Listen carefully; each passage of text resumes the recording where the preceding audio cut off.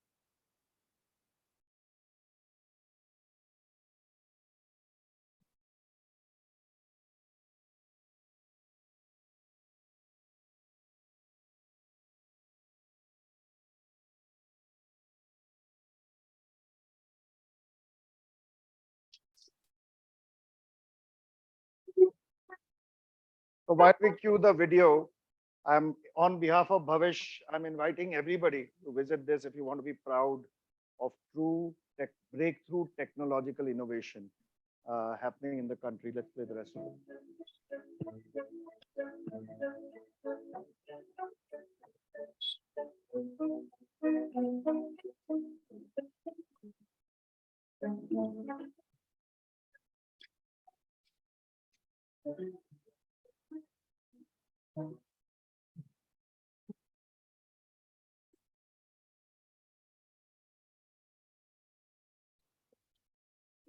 So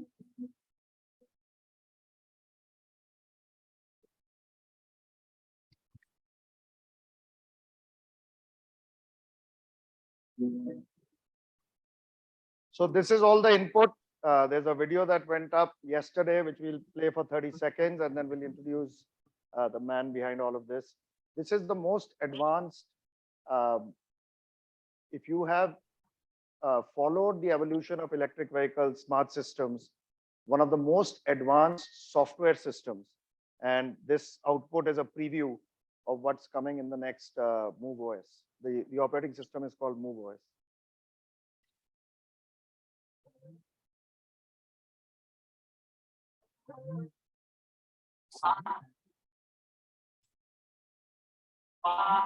That's working, it's not working here. Okay, never mind. I think just got glitch. Try it again. Just try it one more time. I think the frames are. So the point is it's got multiple modes. नहीं हो रहा?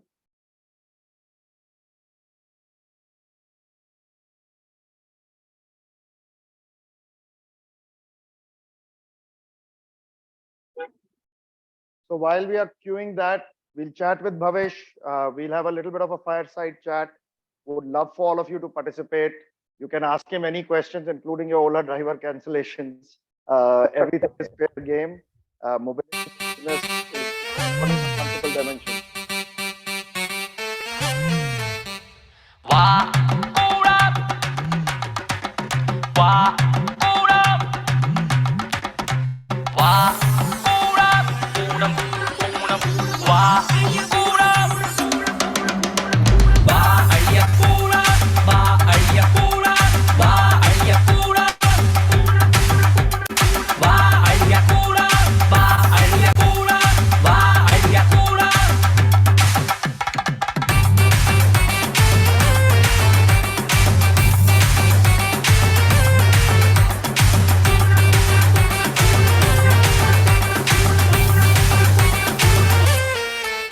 So this is not staged. There's no Photoshop. This is actually on the factory in the campus. So with that, let's invite the man behind all of this, Bhavish. Hi guys. Hi. We can hear you. We can't see you. See me and hear me. We can hear you, but we cannot see you. See me. I can see you guys. Yes. Yes. Now we can see you. You can see me. Hi. Wonderful to be here with you all, Lavi. Unfortunately, not in person, but thank you for having me. Really excited to interact with everybody, and happy to keep it, like you said, as conversational. Controversy is welcome. Whatever. Bhavish, thank you for doing this. I know you couldn't be here in person, but appreciate you. Let me come out that side so you can see me. Appreciate you doing this for us on Zoom. I'm going to kick off with the first question. And Bhavish, Avnish and me have both been incredibly fortunate to have seen your entrepreneurial journey up close. And I still remember the early days when we first met in 2012. But yes. For the benefit of the audience here, there's a lot of young entrepreneurs, both on Zoom as well as in the room. How is the Bhavish of today different from the Bhavish of, say, 2012, 2013? And just talk a little bit about your journey. Yeah. Tarun, before I start about my journey, like you said, I've known you and Avnish and Vikram and Rajinder and the whole gang for, I think, maybe my entire entrepreneurial life. And, what started off as a VC relationship where I was raising money from you guys as a VC. Now, when I raise money from you, it's a friends and family round. Price. Price might have gone up a little bit, but it's okay.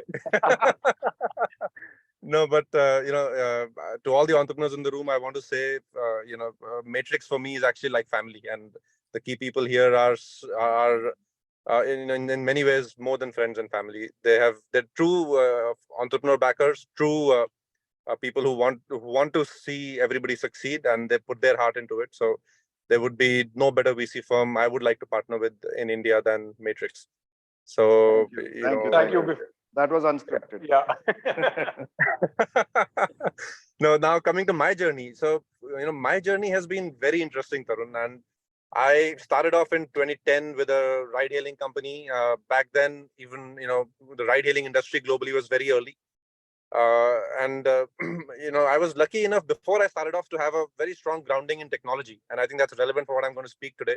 So I'll give that kind of a prelude. That I went to IIT Bombay, then I worked in research. Actually, I was on a PhD track in life. I was about to go for a PhD. I got calls from Berkeley, a few other places, but decided not to go there and rather start up. And I started up with a ride-sharing business, which back then in 2010 was just digital India was just getting conceptualized, I guess, back then, and the whole digital paradigm, cell phones connecting people, GPS being available on every phone, fast data connections, etc., was just very early in those days. And I feel I was very lucky to get into entrepreneurship at that time with the whole growth of the digital ecosystem in India, and at the very early part of the S curve. So since then, obviously, Ola has expanded significantly. Today, we have three main businesses in the group. Ola Mobility, obviously, is the original one, with largest in India. It's a well-known. It's not a well-known point, but we are very profitable. That company makes good cash. Then about 3-4 years ago, we started Ola Electric just before COVID, with the mission to really take the EV and the climate change revolution to humanity scale. Because back then, 2019, etc., when I looked at this industry, I realized that people were not talking about EVs at all globally. Also, forget India. But for the technologist in me, was very excited by seeing what the potential was, and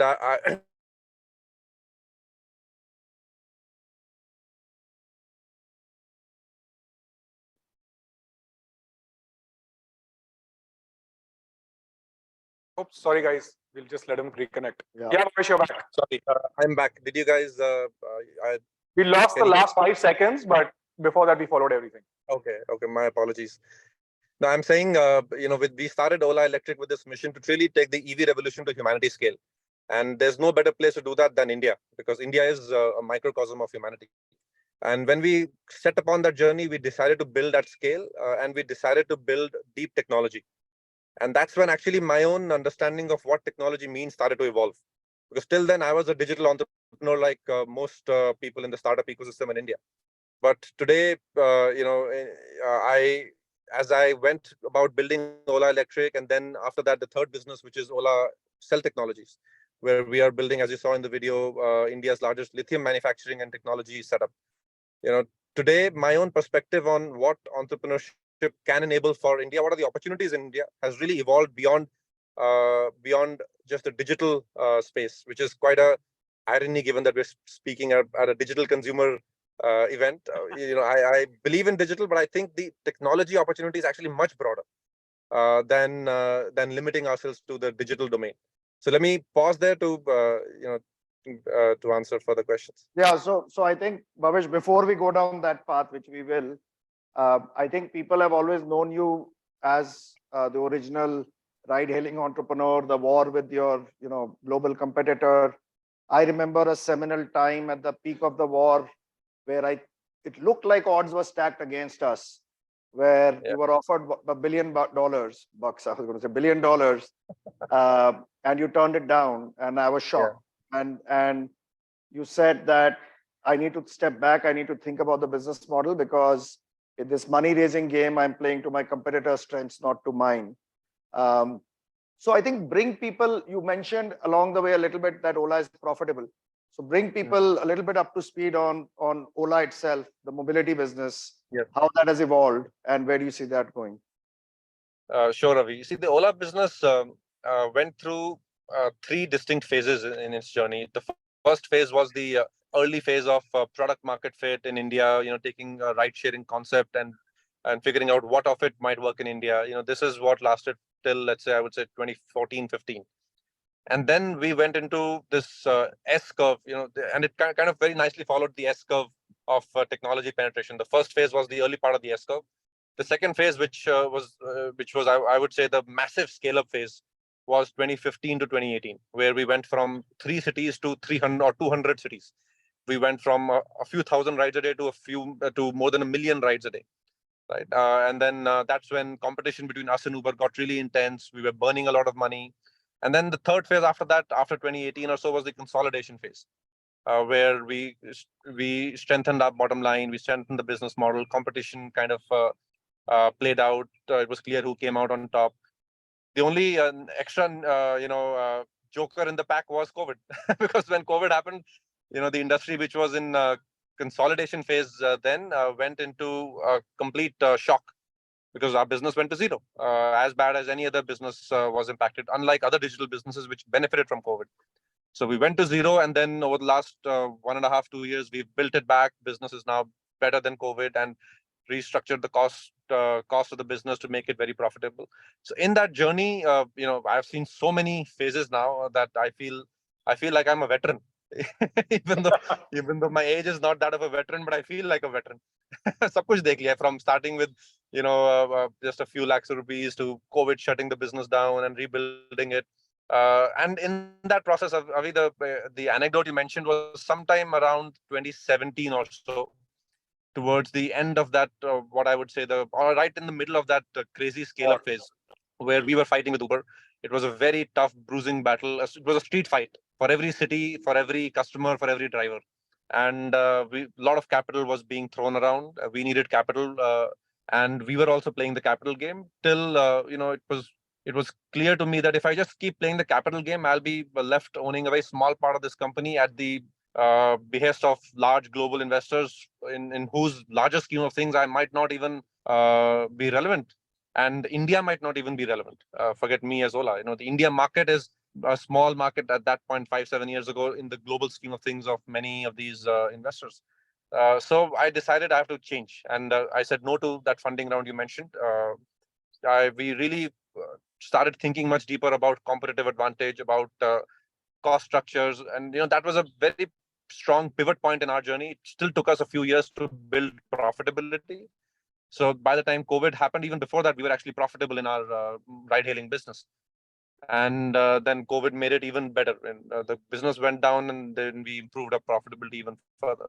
But that actually helped us really think ahead of the curve in terms of profitability. We didn't react when the season was bad. We reacted when it was clear to us that if we are just reliant on capital as an entrepreneur, then you're truly not your own. Your destiny is not in your own control. But if you think deeply about your business, you can build a different business where you can have your destiny in your control. Asking a controversial question on behalf of the audience: when can we expect a better ride-hailing experience quality? Not just in India in general. And just layering that on, Bhavish, I know there's a lot you've spoken to us about sort of why the behavior has changed post-COVID and what you are doing as a company about it, but also talk about the technology, to your earlier point. How are you solving this through tech?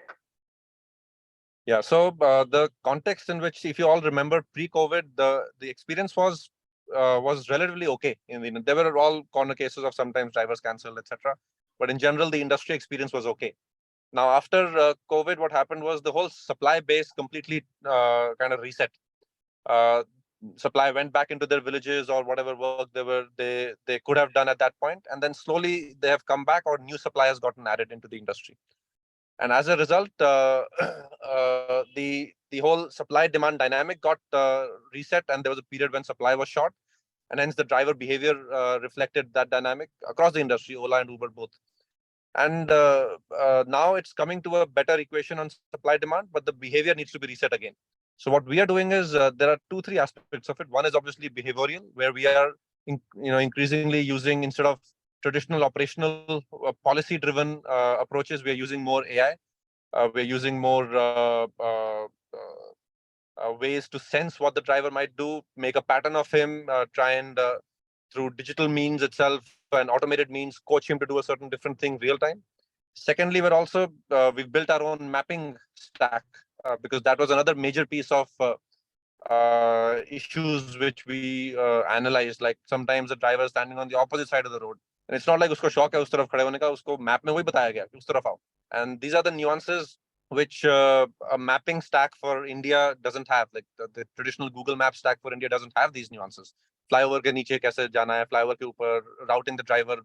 We have a lot of unique traffic data much more relevant data, which is uniquely about traffic on the roads than Google has. Google has a much larger data set in which they have to search for relevant data for automotive. So that has, we started deploying that. So today we have our own mapping stack, which we will be opening to developers maybe this quarter, and that has helped improve our customer experience. So through this quarter and the next, everybody will see a incrementally improving customer experience, at least on Ola. Excellent. So Bhavish, I'm going to talk about a question which I think for me really exemplifies you as an entrepreneur and Ola as a company. I think we all have read in sort of startup books about how speed is a moat. I don't think there's any company that I have at least seen personally that really sort of lives that motto every single day. Right from the early days where you moved your entire company from Bombay to Bangalore over one weekend, to building the world's largest, two-wheeler electric factory in 10 months through lockdown, right? Just tell us a little bit about, your thoughts on this. How do you build an org that sort of scales and lives this every single day? And also within that, tell us a little bit about just, your plans for Ola Electric. So on that, staring in, having been a seed investor at the time, it was interesting because one could have argued setting up, I don't know how many thousand acres and all of that is like a, potentially a bet the company risk. But you were very clear that it wasn't a risk. And I think it should not come out that this was a, random risk, right? So how was this thought through? Would be good. Sure, Ravi. See, I think I will start with with a slightly more philosophical point about entrepreneurship and motivation for entrepreneurship. The way I see the future, I really believe I have two strong beliefs which I live by every day. One is that technology is actually only accelerating, and there's a lot of convergence across multiple domains of technology. And that has a lot of profound implications for how we will build businesses in the future and in the present, and how value will be created. And secondly, I really believe this is India's moment in the sun. And I say that with full conviction and full passion. And, I also, as a addition to that, I feel it's our generation's destiny to really create the country that we always wanted to see. And, I'm sure many people in the audience would relate to this growing up. We always felt कि अरे हाँ हमारे देश में ये नहीं मिलता, India में ये नहीं मिलता, वो यूएस में हमारा कजन रहता है, वो लेके आएगा, right? So, and all of us in the room would have had opportunities to go out of India, but none of us went out of India. So this is truly our generation's destiny. The next 10, 20, 25 years, whatever, take your pick of timeline, will transform India. And I heard that in Tarun's opening remarks also, that $10 trillion economy, if you take a longer lens, let's say till 2047, when India is 100 years old, like 90% of that country still has to be built. So our generation, I feel, is the generation which is going to be the transition generation. We will not get the benefits of all that development, but we'll get the feeling of satisfaction to having done it, right? Like our father's generation, our grandfather's generation built the foundation of a post-independent India. But we will truly be the ones who will create the future, and we'll have the 20 years from now, we'll have that feeling of satisfaction that we were there and we helped create this future for ourselves and for our country and for our society. So that's a very core feeling that I live with. And then, in that sense, when we think of building businesses and we think of building companies for the future, I also feel sometimes companies have started being analyzed by, wrongly so in my view, by a yardstick of culture above impact. And I feel like at Ola, we have a culture of impact. That's the extent of what we do when we talk about our proposition to employees, that आप आओ हमारे साथ काम करो और अपने लिए एक legacy बनाओ और मेहनत करो. Right? So it's a culture of impact. Sometimes in the ecosystem, there's been a lot of talk about work-life balance and culture and free bike मिलेगी अगर आप Sunday को coding करोगे. And I don't know what all frills have been done. We've never done these things. In fact, I have done the opposite, saying 6-day working week. Yeah. So I feel we've been able to now at Ola build and attract a certain kind of talent which wants to create impact and which wants to work on these kind of nation scale problems and nation scale opportunities and in truly technologies of the future. and that really helps us keep this pace of execution and rigor going. And it's it's something that people might feel from the outside that it's all because I keep shouting at people, but that's not true. We've been able to institutionalize while remaining nimble and hustling as a young firm. We have enough people who want to hustle just like that, who want to create impact, who want to tell these stories to their family. If you see our factory, which you saw in the video, the person who built that is not me. I didn't go and live on that factory floor while it was being built, but the person who built that has the pride of building that. And same when the scooter, the engineers who worked on our scooter when it came out, and now we're number one in the country, we're accelerating the EV revolution in India. The pride that is associated with it is really something people live with, and that's become a virtuous cycle now. So as a result, we are able to somewhat have a good roadmap on execution. But we also stumble. I've made my share of mistakes. 3 years ago after COVID, I went. I've learned from this. This is the biggest mistake I feel I've made and learned from it. And Avi, you and I used to bounce off these thoughts, and you've seen me make this mistake and fix it. When in Ola, we expanded into what I would call FOMO businesses, food delivery and 10-minute delivery and used car commerce. It was something we corrected quickly. We shut down those businesses. जितनी तेजी से बनाया उतनी तेजी से बंद भी कर दिया. No, so I think, it's your passion was just coming through, and we would like to open it up to questions. We have backup questions, but I just want to call out one point for all the founders here. If you see, and watching Bhavish grow and frankly growing with him, the passion comes out when he talks about technology. So when we talk about in our matrix moments, which we should plug, when we talk about founder market fit, the real, and there are other plans, Bhavish will come back to on Ola Group, but it's truly technology and technology disruption. And it actually frustrates him that we VCs don't invest in enough technology disruption, and we invest in Me Too businesses. But before we go on, we would love for this to be interactive. So questions? Somebody should ask a question, please. Yeah. Hello, Bhavish. This is Sachin here. I've worked at Uber for 4 years, and we have competed with you, but I've always had very high regards for you. Second is whatever you have done with EV is game changing, not only for Ola, but also for the country. So very proud of it.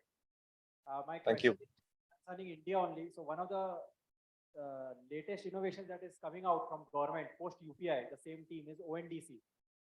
Yes. Bangalore, Mamaearth. And coming from Uber, Ola, you would understand how they are trying to go through. So what are your views on ONDC, and how do you see it playing out? Sachin, great question, and I think one of the very strong things that have happened in India in the last few years is this whole digital public goods. And in general, this is actually, I think, a uniquely Indian thing which is developing in the country, and I wholeheartedly support it. The UPI, the ONDC, the health stack, etc., because our ethos from even if you look at philosophically, India's ethos has not been about IP protection. India's ethos has been about societal good. It's a Western ethos about IP protection. So actually, India is the origin of open source in some way, because our epics are open sourced. Who wrote Mahabharata? Who knows? But philosophy aside, I wholeheartedly support ONDC, and we all will have to rejig our business models. And e-commerce will have to do it. Food delivery will have to do it. We will have to do it. But in many ways, I see opportunity in this. It'll increase penetration of digital technologies across the board, across sectors.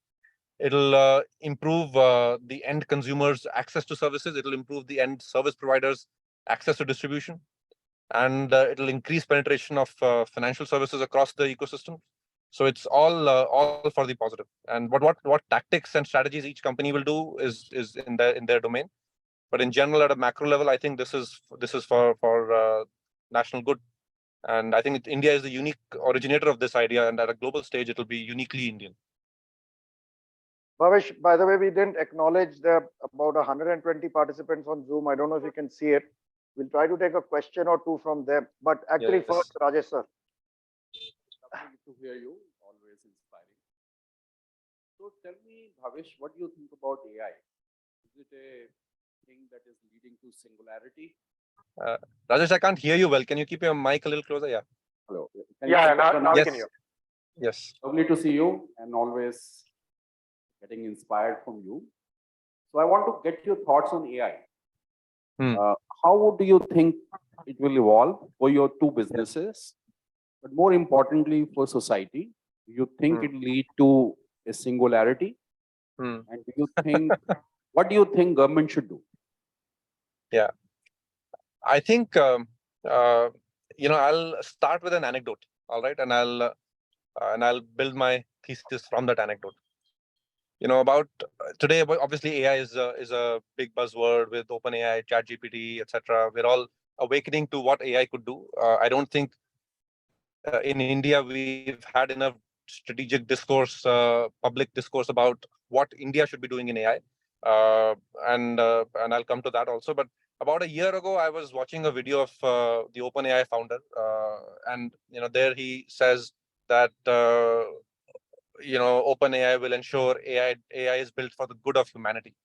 And the question that came into my mind is, whose definition of humanity is this? Is it a global definition of humanity? Is it a Western definition of humanity? Is it an Indian definition of humanity? Because if it is truly a democratic global definition of humanity, then the AI should be trained with equal weightage of training data to the population of the countries, no? So that means उसमें 17% Indian training data होना चाहिए, but वो तो कोई करेगा नहीं. So, so if you think of this reality, we in India have to build our own AI and computing ecosystem, and it is geostrategically relevant, societally relevant, to make sure we have control of our own destiny, because AI is going to be such a profound transformation for everything around us, right? Now, coming into AI specifically, first I wanted to set the premise of it is important for us to build AI in India, for ourselves, for the ecosystem in India. Now, the way I see AI, I believe there will be singularity at some point. That's my belief. And I don't know how many in the audience are aware of the concept of singularity, but basically the concept means at some point machine intelligence surpasses human intelligence, and at that point, basically humans don't know. Like, I'll use an example. What we think of a rat or a rat's intelligence, and what a rat thinks of an ant's intelligence. At some point, AI will surpass ants' intelligence, rats' intelligence, human intelligence. And then we don't know what exists beyond that. We don't know what exists beyond human intelligence, because that's the limit of our thinking. It'll be quite illogical for us to assume human intelligence is the peak of intelligence, right? Because I think you cannot prove that, and you can easily disprove that. So in that sense, singularity. What will make singularity happen? Now, there's a lot of if you think of AI now, if I peel the layers of AI as I see it, there are, I feel, two big layers of AI. There is the mathematical and the model layer. Actually, three big layers. Let's start with the application layer. I think all of us in India, in general, are right now getting excited by the applications of AI. But the real value of AI is actually below that. There's applications, then there's the work on the model research, the math, that I would call it the mathematics of AI, the transformer architectures, or more evolutions of transformers that are happening right now, which are frankly not even in GPT. Then below that is the compute layer. There's a lot of acceleration of computing power still happening. Moore's law is still relatively in action. You're having computing going from CPUs to GPUs to AI engines, and many more things. So so the movement in capability of AI will only go forward. Now, we as an ecosystem need to be ready for both leveraging it. So that means we need to create our own ecosystem. And we also need to have a public debate of the potential impacts of AI across jobs, across value creation. And I feel optimistic about it. I feel, while singularity will happen, I feel it'll happen maybe 15 to 20 years out. I'm not one who feels it'll happen today. Now, today is obviously a hype cycle in AI, so we all feel, GPT ne answer kar diya chat mein. But today, still, all GPT models, even GPT-4, is still largely a probabilistic model which has learned from past data. It doesn't have intelligence encoded in it. It doesn't have common sense. It doesn't know what is what. That's why it hallucinates, because it's just it's just trained to dump out the next word or dump out the next image. So there's a lot of evolution, both technical and engineering systems level, that will need to happen to really build generalized intelligence. So in that duration, that's in my view, that's a 2-decade duration, or 1.5 to 2-decade duration. We should really adopt AI wholeheartedly and use it to really improve our productivity. We should become, and India is a data-rich country, so we should, across the stack, applied AI, model research. Academics in India and companies in India should be doing model research, and even at the compute layer, designing our own computation platforms. We should be using AI to accelerate productivity for all our workforce across all industries. The way I see it, if India adopts AI very strongly, our GDP growth, in our mind we have this thing of GDP grows 6 to 7%, and China का जो growth था वो एक ceiling है, वो हम कभी achieve नहीं कर पाएंगे क्योंकि वो communist country थी. But GDP, if you look at GDP growth trends over the last 2 centuries, global GDP growth has only been accelerating slowly because technology has been advancing. So now, if we adopt modern technologies faster, we can grow at 10% a year. We can grow at 12% a year. Right. So that's my view of how I feel. To summarize, we should build AI, the whole stack in India. We should think strategically as an ecosystem about potential implications many decades out. And till that point, we should really adopt AI wholeheartedly to increase productivity and to truly increase economic growth. Rajesh, sir, you have a follow-up question? No, I'm joking. So this is something I want to call out to the founders. A question Rajesh asked, and Bhavish is an encyclopedia on this.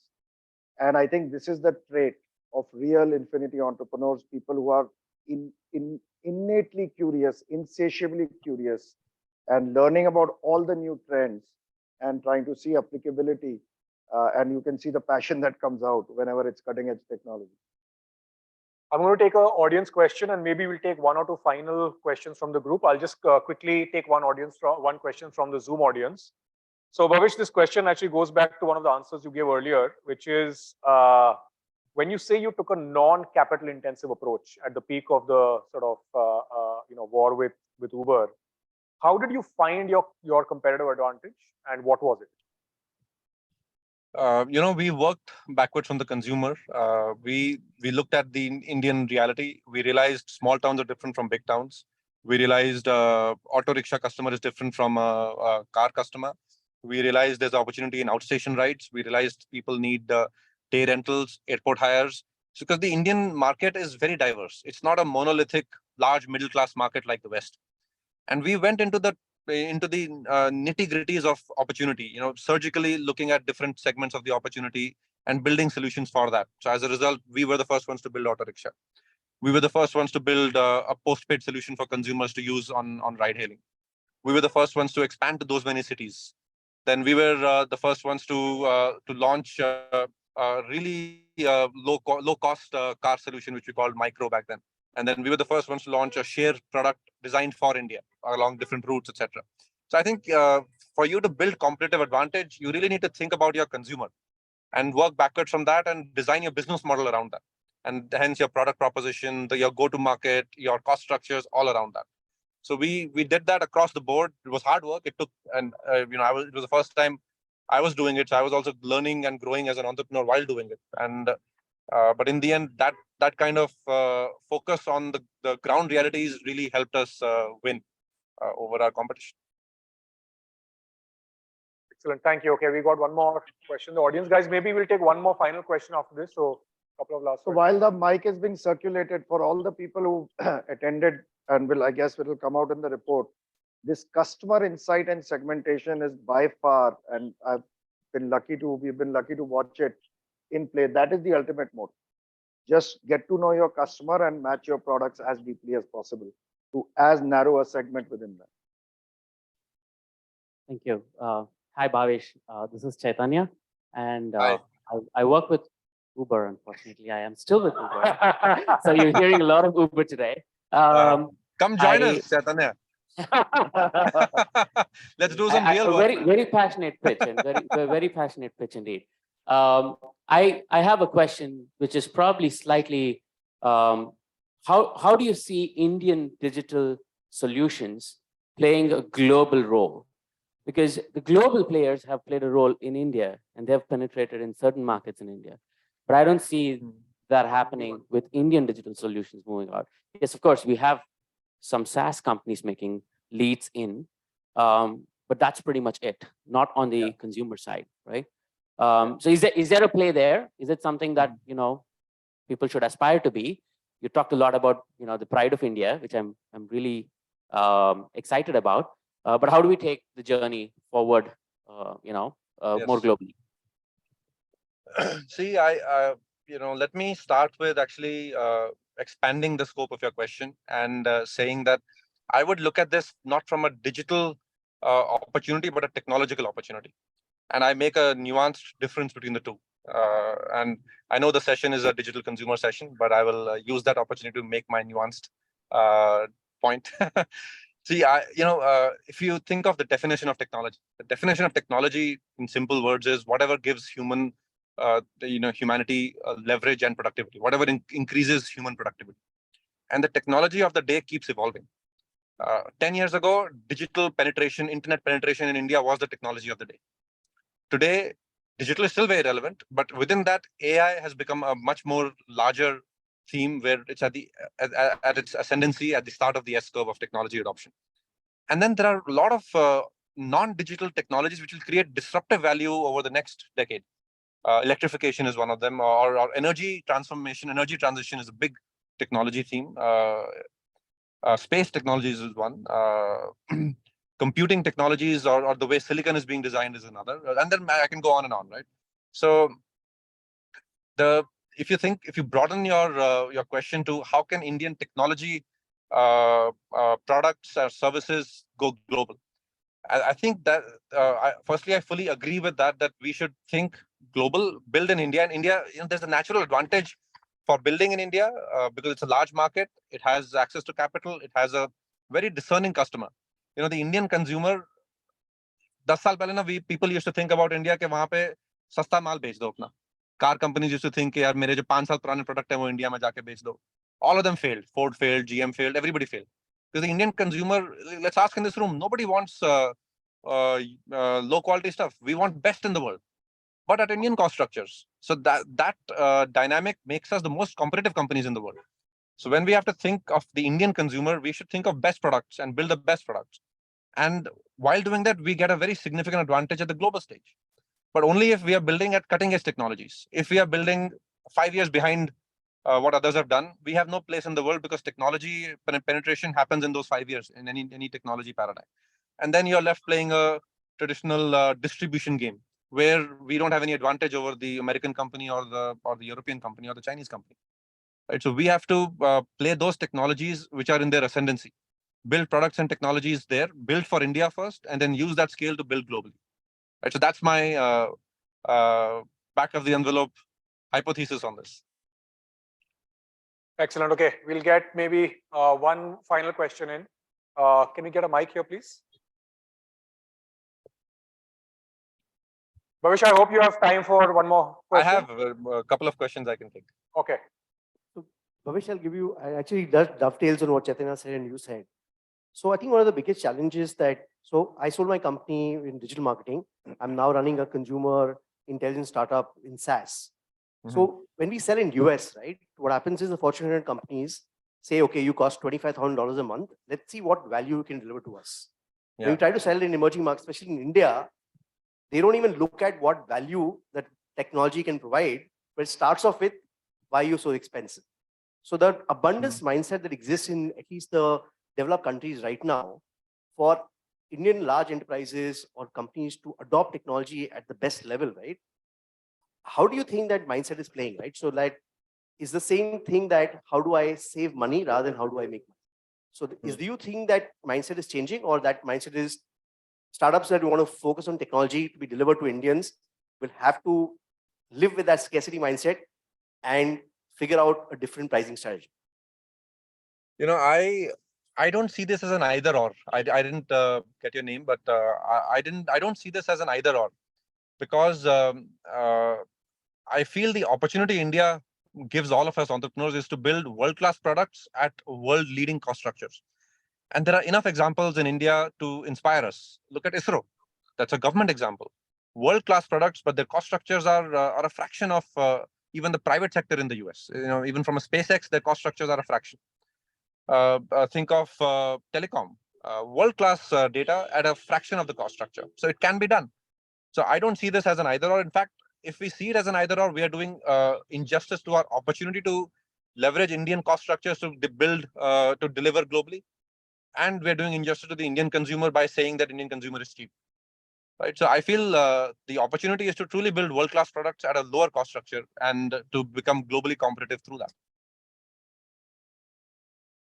Okay, Bhavish, I'm going to ask one more final question on Zoom.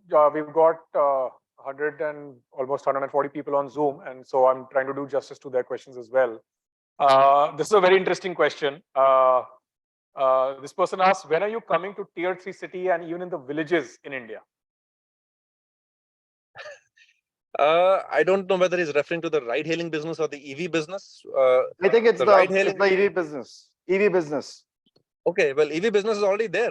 We, from day one, have been selling almost across 90% of pin codes in India because we started online, right? So we were doing the e-commerce model in automotive for the first time. But today, we're also opening our physical centers across, by August, we'll be in 1,000 stores, largely across all parts of India. So you can buy today, and if you want to feel and buy from a physical center, wait for 2-3 months. From any corner of India, you'll be able to buy. Awesome. Okay, guys, we'll call this a wrap. Again, Bhavish, thank you so much. Really appreciate you taking out the time.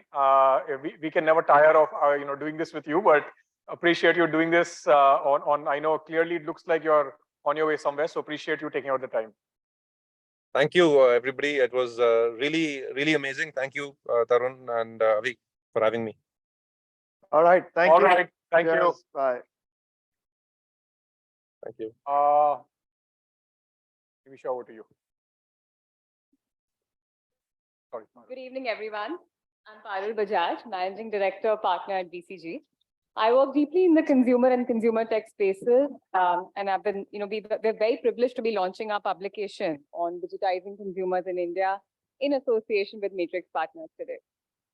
The consumer space in India, of course, continues to demonstrate sustained growth, strong fundamentals across demographic and macroeconomic factors.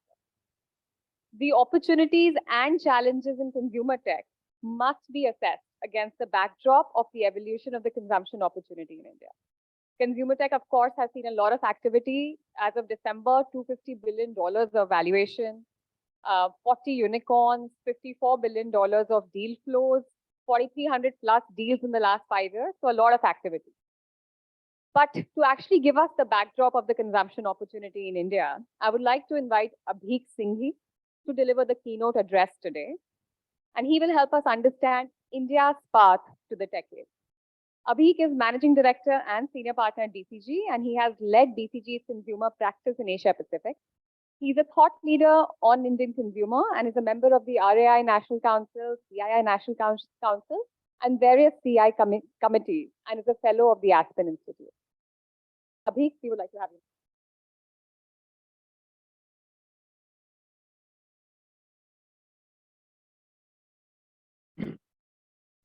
I know it's a tough act to follow whatever just happened a few minutes back.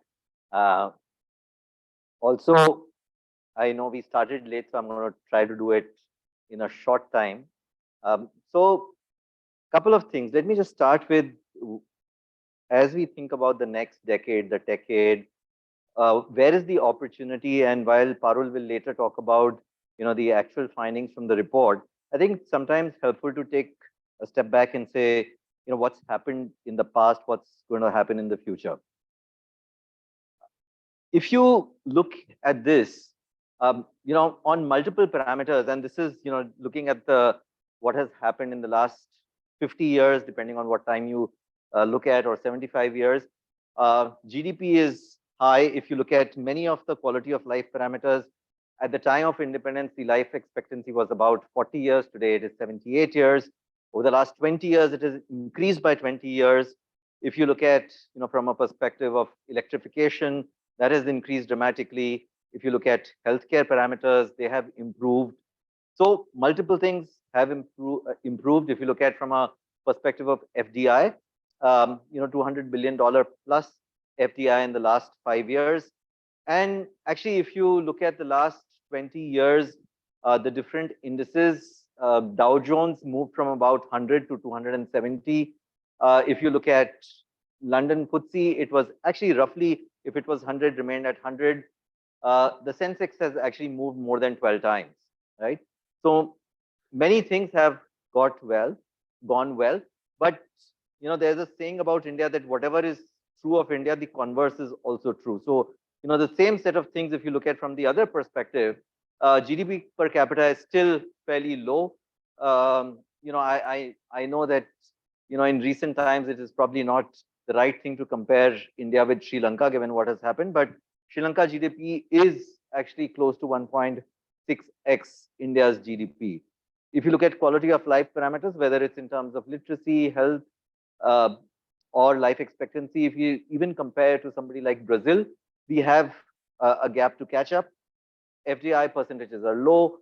And while it may be that it has 12x, if you compare to the US, it is still a fraction, right? So many things positive, many things not so good.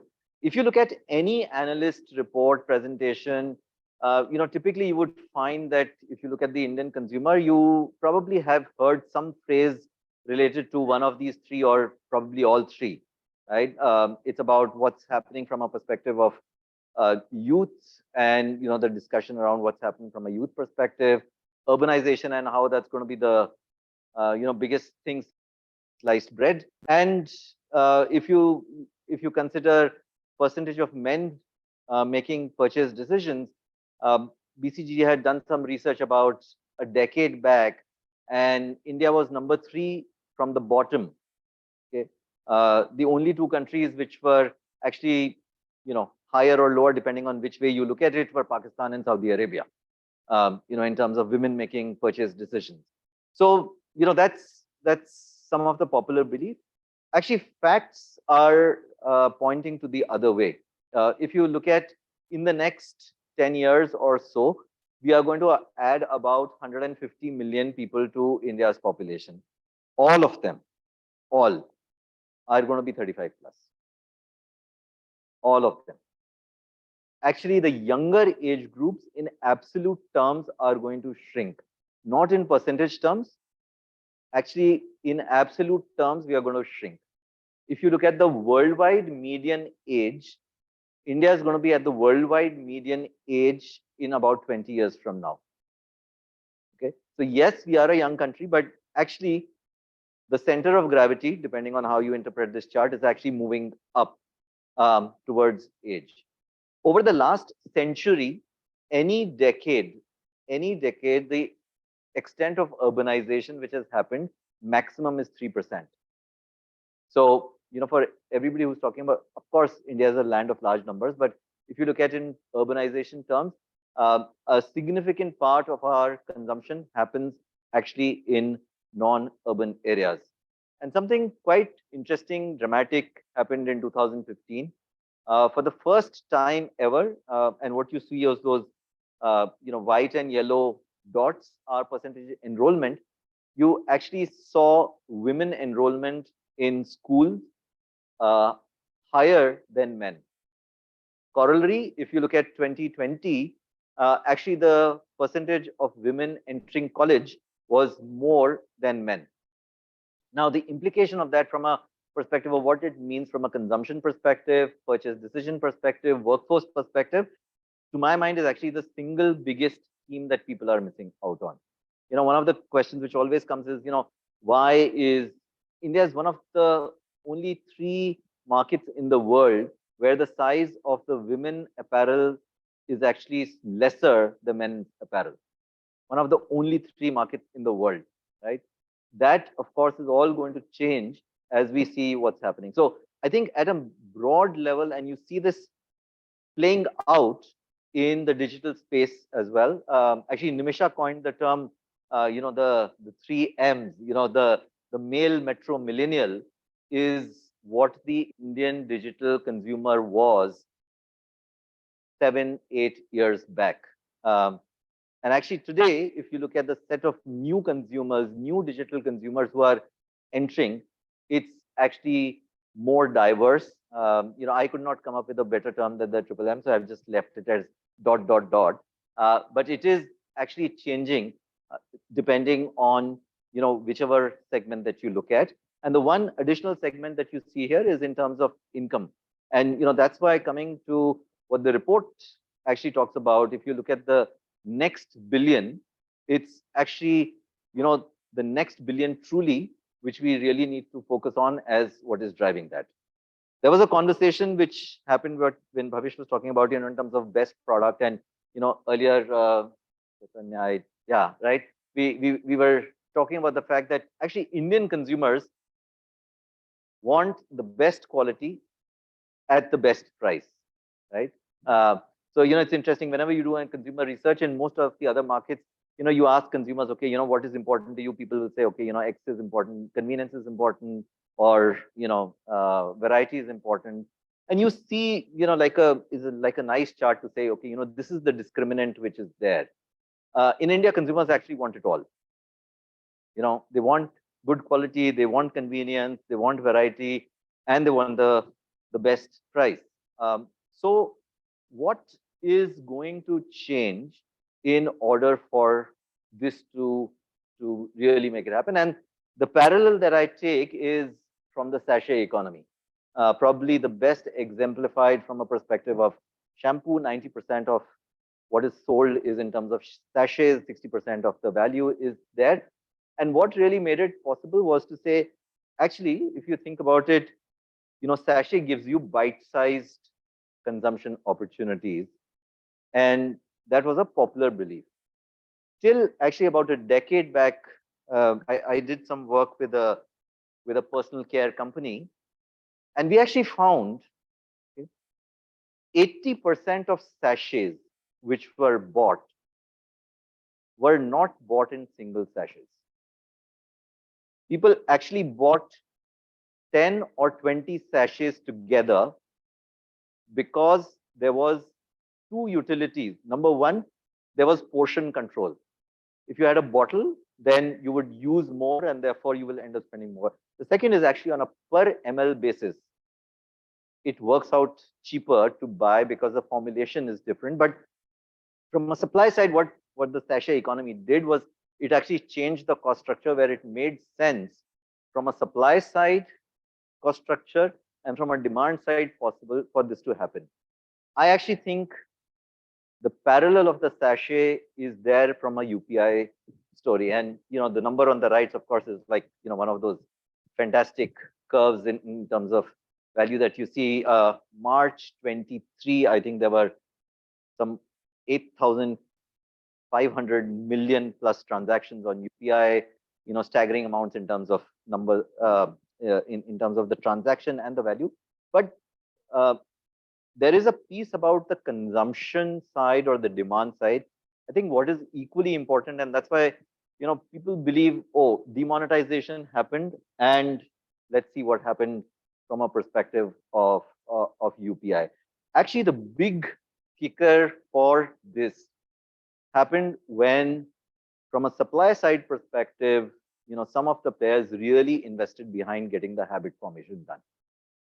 Right? That was the thing. So we had the base infrastructure in terms of UPI as an enabling platform to do that.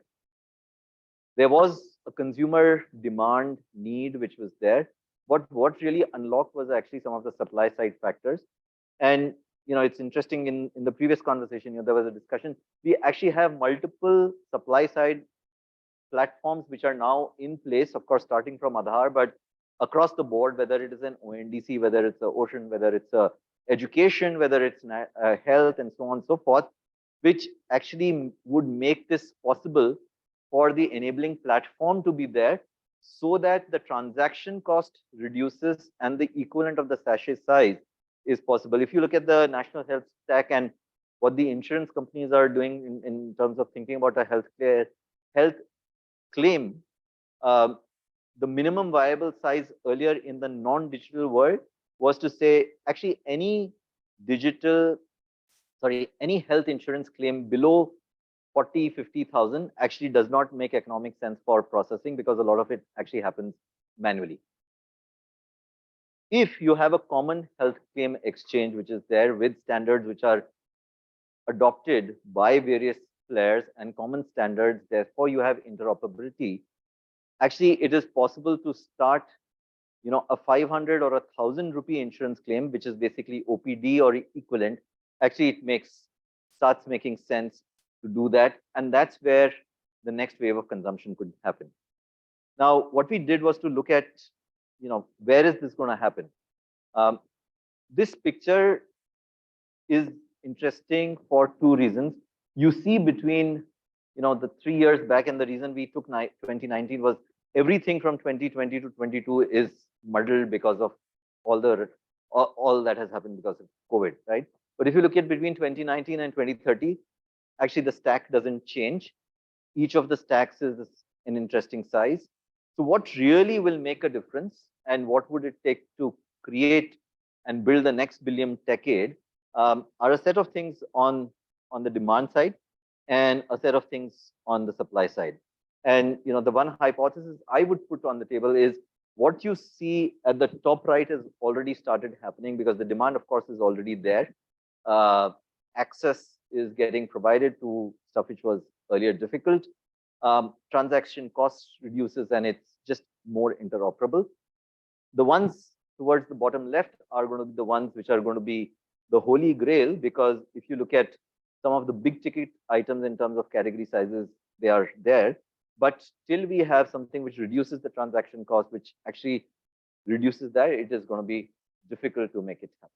So I think I just about did it in time, but this was just to give a precursor in terms of where is this opportunity, what can it lead to, and what would really unlock this. Thank you, and over to the panel.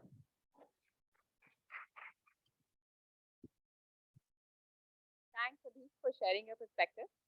It's very interesting to know that we're at a potential inflection point in India's consumer tech journey.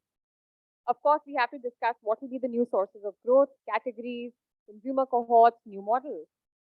But we'll come to that separately.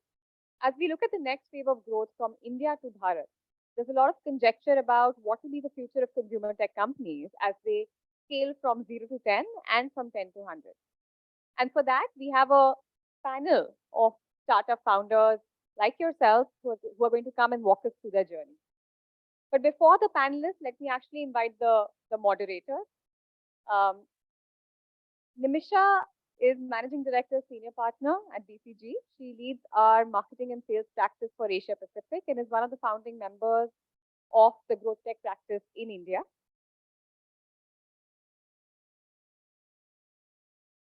Then we have Siddharth, who's principal at Matrix India with a focus on marketplaces, D2C brands, and other consumer internet businesses. Siddharth started his journey as a VC after an eclectic mix of consulting and operating roles.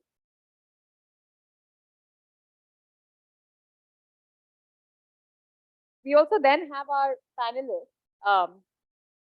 Aman is co-founder and CMO of Both Lifestyle, one of India's biggest homegrown lifestyle brand. He, of course, needs no introduction.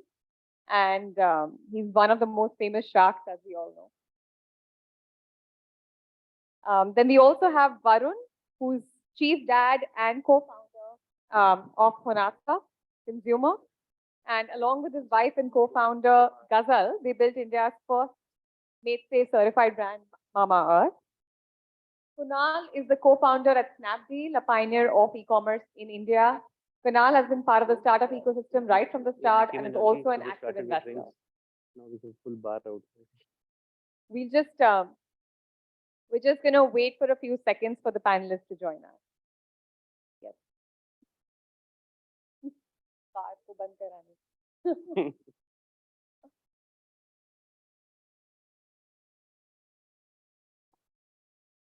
Check, check.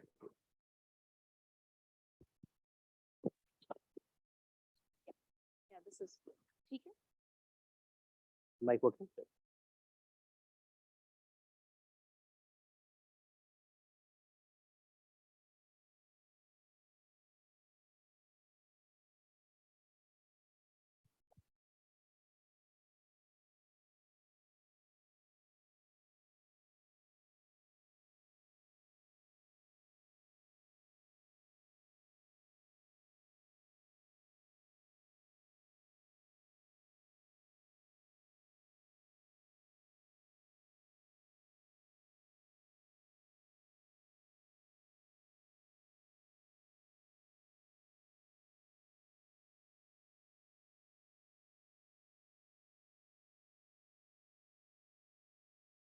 Fantastic. Actually, it'll be great if you could join us on stage directly. I've already done your introduction. Please, मैंने introduce कर दिया है while you were outside. But please welcome on stage Aman, Varun, and Kunal.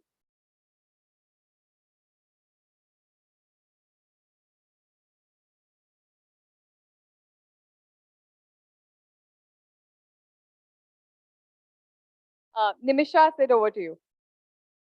Can you hear us clearly? We get mic. Could we Yeah, we close should the have other door brought as the well? bar into the room. That's my learning for next time. Yeah, we'll just wait a few seconds for people to come in. Yeah. Maybe let's kick us. You want to kick us off? Yeah. Thanks, everyone.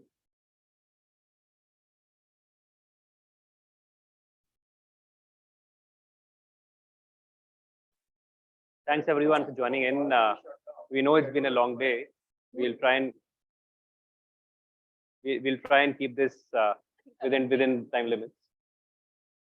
Are we moving the bar in? Huh? We've actually asked to close the bar down because clearly people want alcohol more than they want. Varun, you remember the New Year panel that you had organized at Delhi?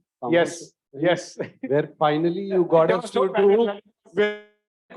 do around the bar counter. around the fire conference of 7 people, right? Us talking to each other on a panel because drinks had started. No, I think next time bar in the room. Yeah. Aman also had to Yeah. gulp it down. हाँ, ये नहीं चल रहा है क्या? Yes, the Diwali bar. Okay, guys, we'll get started. I think people have probably gone and got their drinks, taken a bio break, and are coming back in. But let's get started. Yeah, let's get. Thanks, everyone, for joining in. While you guys are having drinks, I think we've already done your round of introductions. So let's get started. Aman, we'll start with you. You built a household brand across audio wearables, smart watches, and now even personal care. Earlier today, while we were having a discussion, you mentioned that people compared you to Micromax at the time when you were starting out. Can you talk about how did you traverse a different journey? How did you identify the pain points of the consumers? And how do you build the big brand that you built? Yeah, so that comparison was inevitable, right? I was saying in the morning also, na, mere to yahan pe chapa hua hai wo mera baap. So it took us time, yeah. It was not easy, and there was no VC ready to look at the online brand world or the electronic world because of unfortunate reasons in the telecom world. But वो India है यार, India में लोग जज करते हैं, India में लोगों को लगता है कि people look at us, people look at everything from that lens. So कि इसमें क्या उखाड़ लेंगे, right? That is the word. We are all comfortable in Hindi also, right? Yeah, So Delhi audience. So लोगों को उसमें भी जज हुआ कि यार ये क्या है, इलेक्ट्रॉनिक लाइन में क्या उखाड़ लेंगे, वहां पे तो बहुत लोगों के साथ फाइट हुई है. फिर उन्हें जब हम 50 लाख कर रहे थे तो कहते हैं अबे 1 करोड़ करेंगे तब बात करेंगे. फिर 1 किया तो कहते हैं अबे 10 करके दिखाओ तब बात करेंगे. 10 किया तो कहते हैं अरे 100 करोड़ नहीं कर सकते. फिर 100 कर दिया. फिर कहते हैं अरे 1000 नहीं कर सकते. फिर 1000 कर दिया. तो 2000 नहीं कर सकते, कर दिया. अब 4000 कर रहे हैं, राइट? तो लोगों का तो काम है. So, it's sometimes you have to ignore what people say and do what you want to do, right? And for us, it's been a great ride. I would say we've been lucky because at that time when we were starting, D2C was not even born, right?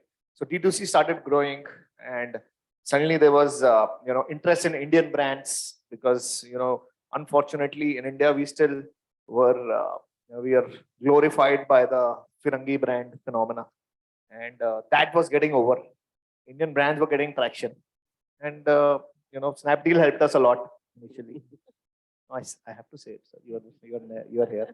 So Snapdeal helped us a lot. Amazon, Flipkart was starting up that time.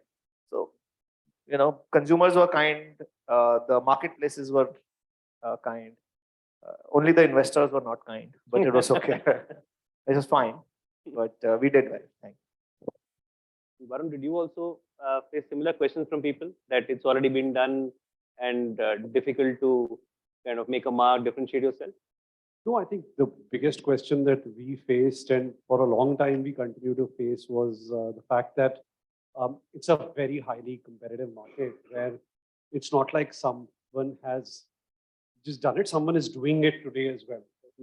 And they are considered to be world class at what they're doing, which is building brands, and these categories finally are not new, be it baby care or beauty. And especially when we were entering baby care, there were so many questions around care. There are so many large companies, and it's a very high level of involvement category where people don't trust brands so quickly.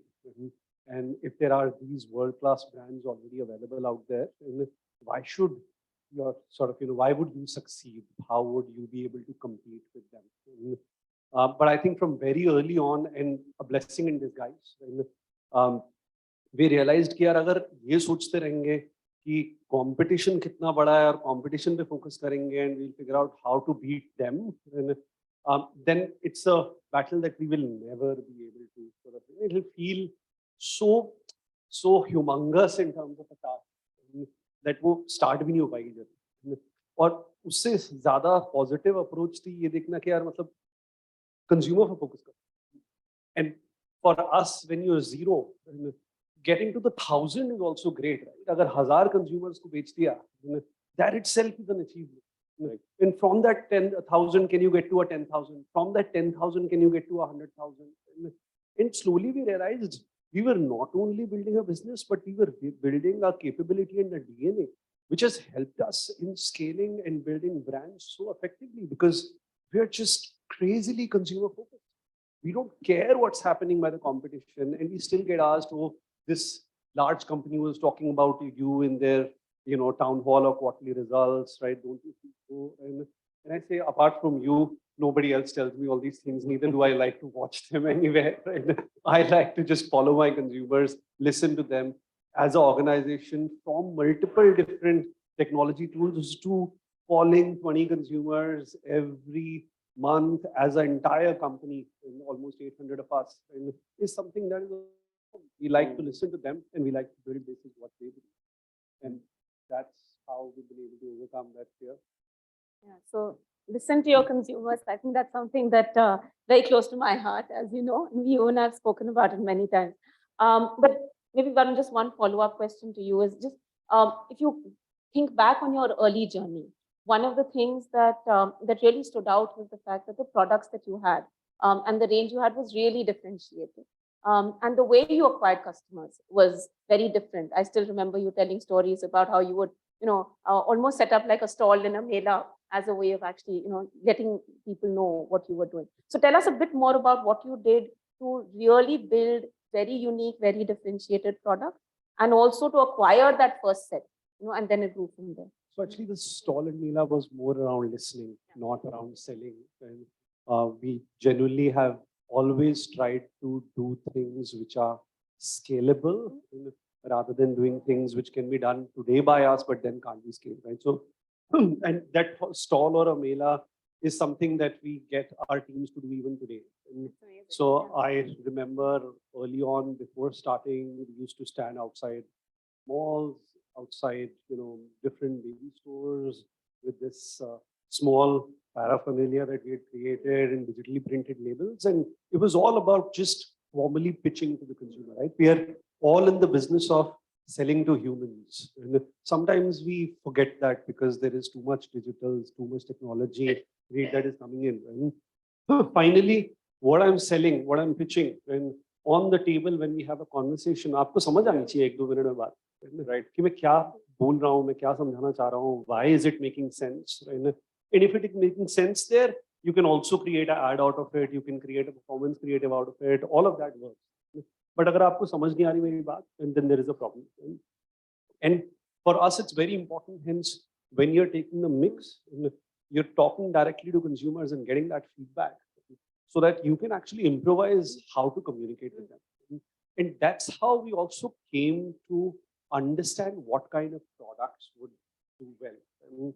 what we realized was that most MNCs were just bringing their global categories and portfolios to India and creating that. Right? And in the past also, if you see, it's only Indian FMCG companies which have created categories from India. I mean, Unilever hasn't been able to crack hair oil. It is Parachute which did that. A Nestle will probably never be able to crack Chyawanprash, right, or a honey. It is Dabur who did that.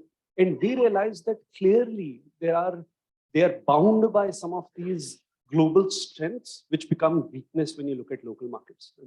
And hence we started looking at, hey, what is it that can be crafted for India rather than imported for India, which large part of these businesses are doing. And that's when we came up with stuff like the 100% natural mosquito repellent and, you know, the Hing roll-on, Easy Tummy roll-on, which is there, right? And then, of course, basis that we know that India likes to use onion juice for reducing hair fall and hence our onion range. We know that Indians for centuries have been using Upton for glow, right? Priyanka Chopra US se video bana rahi hai Upton lagane ke. तो मतलब बाकी जनता वो क्यों नहीं बेच रही है? And why are you selling us, you know, the charcoal cleansing face wash, right? हम लगाते हैं वो, right? So I think that led to, again, consumer listening led to us being able to discover this insight and develop products on the back of that. And from an early, you know, awareness and communication perspective, I think by design, we didn't have too much money. And by DNA, we were very middle class in our nature. In fact, हमने पहले 6 महीने honestly D2C शुरू ही नहीं किया था. We were also only on Amazon and Flipkart because we had always heard कि यार ये बहुत महंगा होता है, burn करना पड़ता है Facebook पैसे लगा के. So we were like, till PMF doesn't happen, let's not sort of go there. And let's put this here. But more importantly, we were always clear that brands are built in the minds of consumers, not on channels. Channels are just fulfillment agents. And if you have to build brands in the minds of consumers, you want to make sure a story is landing in their mind, because of which they create memory structures so that when they're buying, they remember something. Right? So I think the first focus was just spreading the right story, what we are doing, why we are doing. And we realized that clearly the best way to spread a story is through people. And the good thing is, while 10 years back, that technology or, you know, that capability might not be available. At our time, digital was there, social media was sort of scaling. So you could actually use people who had some bit of following to spread that story, which of course today has become influencer marketing. This time the bloggers hote the actually. Vlogs bhi nahi shuru hue. But we use bloggers extensively. We asked them to try our products and share their experiences, and they did that. At one point of time, they were, you know, I remember Ghazal had talked to some 700 of these, you know, bloggers in the first 3 months. And in the first month itself, there were 100 blogs which were up, and they were all talking about their experience and the story, etc. And that just hits. So I think that's how it started, and even today, we strongly believe in our insight. Absolutely. India for India, yeah. So we've had a prolific consumer internet ecosystem in India. We've had multiple e-commerce marketplaces that have gone on to raise billions of dollars, become unicorns. Last I heard from the D2C Insider Group that there are 5,000 plus D2C brands. Next question is towards Kunal. Kunal, this is really drawing from your investing experience across 300 plus startups. You're one of the most prolific angels in India. As we, at least personally at Matrix, when we go and talk to repeat founders or experienced operators in the ecosystem, they say that the consumer investing, the consumer building opportunities are done. We hear reasons from saying that the arbitrages are over, CACs are high, right? Multiple areas of noise that come out. What is your point of view on this? Yeah. You know, the future doesn't care about the past. So I think if we think about what's going to happen in the future, it really, to a good degree, partly what Aman was saying, what Varun was saying, both of whom are stalwarts of the D2C ecosystem. You know, people say all kinds of things. Honestly, most of the time doesn't really matter. You have to have your own point of view on what needs to be built. You know, sort of a corollary to what Aman was saying. I remember when we started, people would say Indians will not buy online. Right? This is 2011. So Indians will not. There were 25, 30 million internet users in India then, and they said they won't buy online. Then they started, you know, obviously selling, buying things which came in from predictable brands in boxes. with clear prices, right? So they said, okay, maybe they'll buy something this standardized. There's no way that Indians will buy fashion. So then consumers started buying clothes, right? And then they said, okay, maybe clothes are fine. They can get it stitched and fixed and all that. There's no way they'll buy shoes. Because, you know, size and they're used to trying out. Then because you had, you know, generous return policies, the behavior changed and consumers got habituated to buying shoes. And they said, okay, kapde jute is fine. There's no way they will buy beauty, right? Because, you know, how can a woman buy something without even applying it on her skin or face or whatever? Is unbelievable that happened. And, you know, so on and so forth, and sort of rest is history. And both these iconic brands, Boat and Mamaearth, are examples of that, right? Where they didn't have the multi-decade legacy or billions of dollars available to them, or brands that already were iconic globally. And they, you know, they didn't really, both these brands, both these founders didn't care about the past. So I don't really bother much about what people say. And I like what Varun was saying. At some level, you know, confidence builds with action and shrinks with idleness. So if a founder is really believes that something, a brand, a product needs to be built, then they'll usually start work on it, right? And bit by bit, brick by brick, that confidence starts building. But I'm obviously very optimistic about the consumer landscape in India. There are 1.5 billion people, and of them, 600-700 million have enough resources and now growing aspirations to try new things, look good, look better than their cousins and friends in the cities. So, so there is tremendous reason to be tremendously optimistic about the future of consumers. So in Titan VC, right, as you think about the investment mix, do you still see equal number of consumer investing opportunities coming in like they used to earlier? Actually, volume doesn't matter. Matters is quality, right? If we get to see out of 100 companies that we meet, if 99 were not B2C, but one was Mamaearth or Boat, it's plenty. That's very true.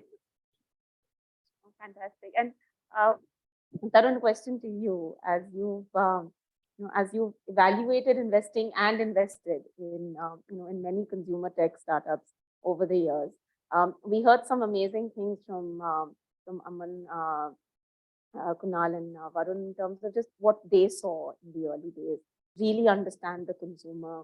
Really, you know, build something that was listening to them, differentiated, but also, you know, at some point, you know, believe in what you were trying to do and not really listen to all the naysayers, right? Are these consistent themes that you've seen across, you know, others as well that have succeeded, and are there some that, you know, something more that you'd like to add?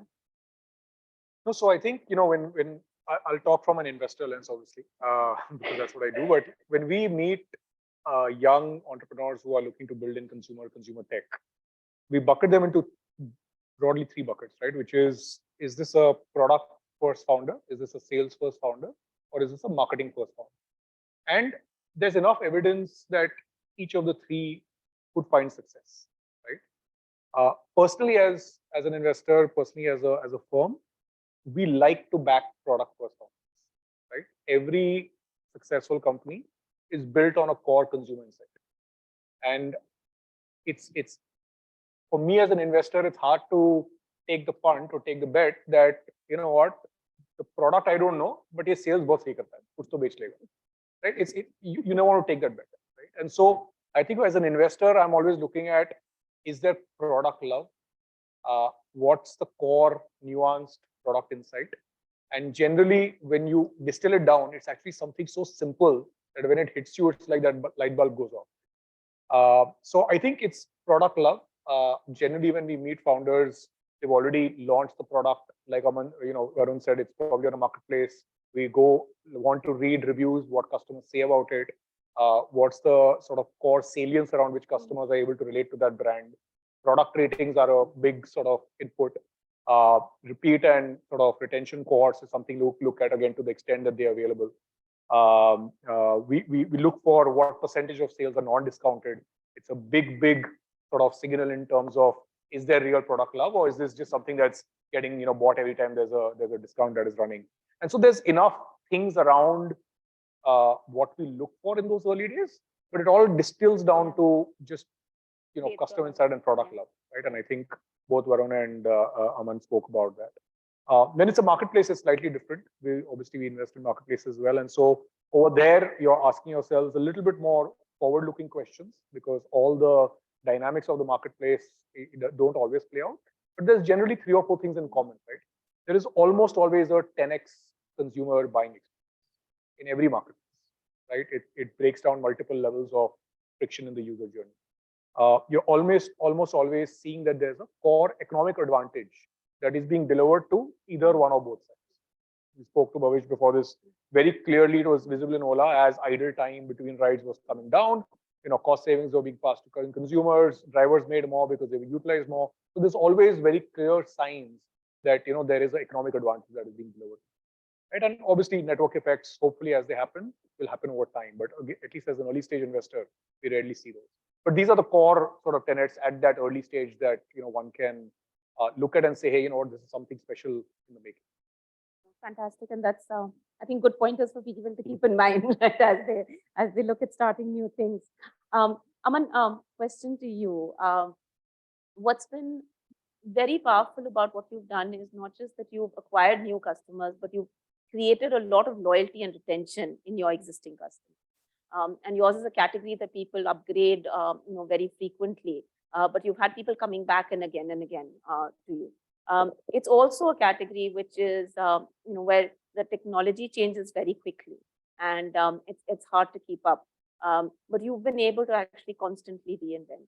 So talk to us about how you, as you move forward, from the 0 to 10 to the 10 to 100 and scaled up, how have you managed to retain these customers, and how have you managed to keep your product relevant in a category which changes so far? I call our category flirtatious category, right? Yes. When consumers flirt with us once and then they go. I think that flirtatious customer has moved through all categories. Even if you look at my, when I take a shower, and in my bathroom there are new shampoos every time. Mamaearth is constant. Of course, always. But other than that, she keeps flirting with new products. I think consumers are flirtatious by nature, and Indians are like that. And Indians, as a personality, if you look at US, if you look at West, you don't hear anything other than Amazon. In India, consumers are buying from Amazon, from Flipkart, from Snapdeal, from Myntra, from Ajio, from Tata Click. You go to US, you have only Starbucks, which becomes like one of the big guys. In India, we don't like monopolies. We have Starbucks also, we have Coffee Day, we have Chayus, and we have the Kullad wali chai 5 rupees. Wo bhi bikti hai, right? So in India, we like everything. We don't like one. So very difficult to keep a consumer happy. But change, as it's a very old, boring line that change is constant, but it is true very much in our category. And we've learned from a lot of people who died in our category that people don't change. And if you look at us, we evolve every 6 months. We are passionate about what we do, but paranoid about competition, because every day there is a new boat which can come up and kill us. And that can happen to any category anywhere, right? So I think for us, it's very important to always be on our toes, see what's the consumer, the changing consumer wanting. If, I'll tell you a small example of my daughter. So I come home and I try to be cool. And I say, what's up, bro? Aajkal bro chal raha hai. So kehti hai, don't try to act cool. Right? She says, don't, you are so lame. I say, why? It's not bro, it's bro. Right? So the consumer is changing. My consumer is changing every day. The marketing aspects are changing. Hum log jab pawn hoye the, we were all on Facebook, right? From Facebook to Insta to Snapchat, it is moving. The distribution channels are moving. The consumer is changing. The technology is changing. So everything is moving at a light speed. Not light speed, nahi bolna chahiye.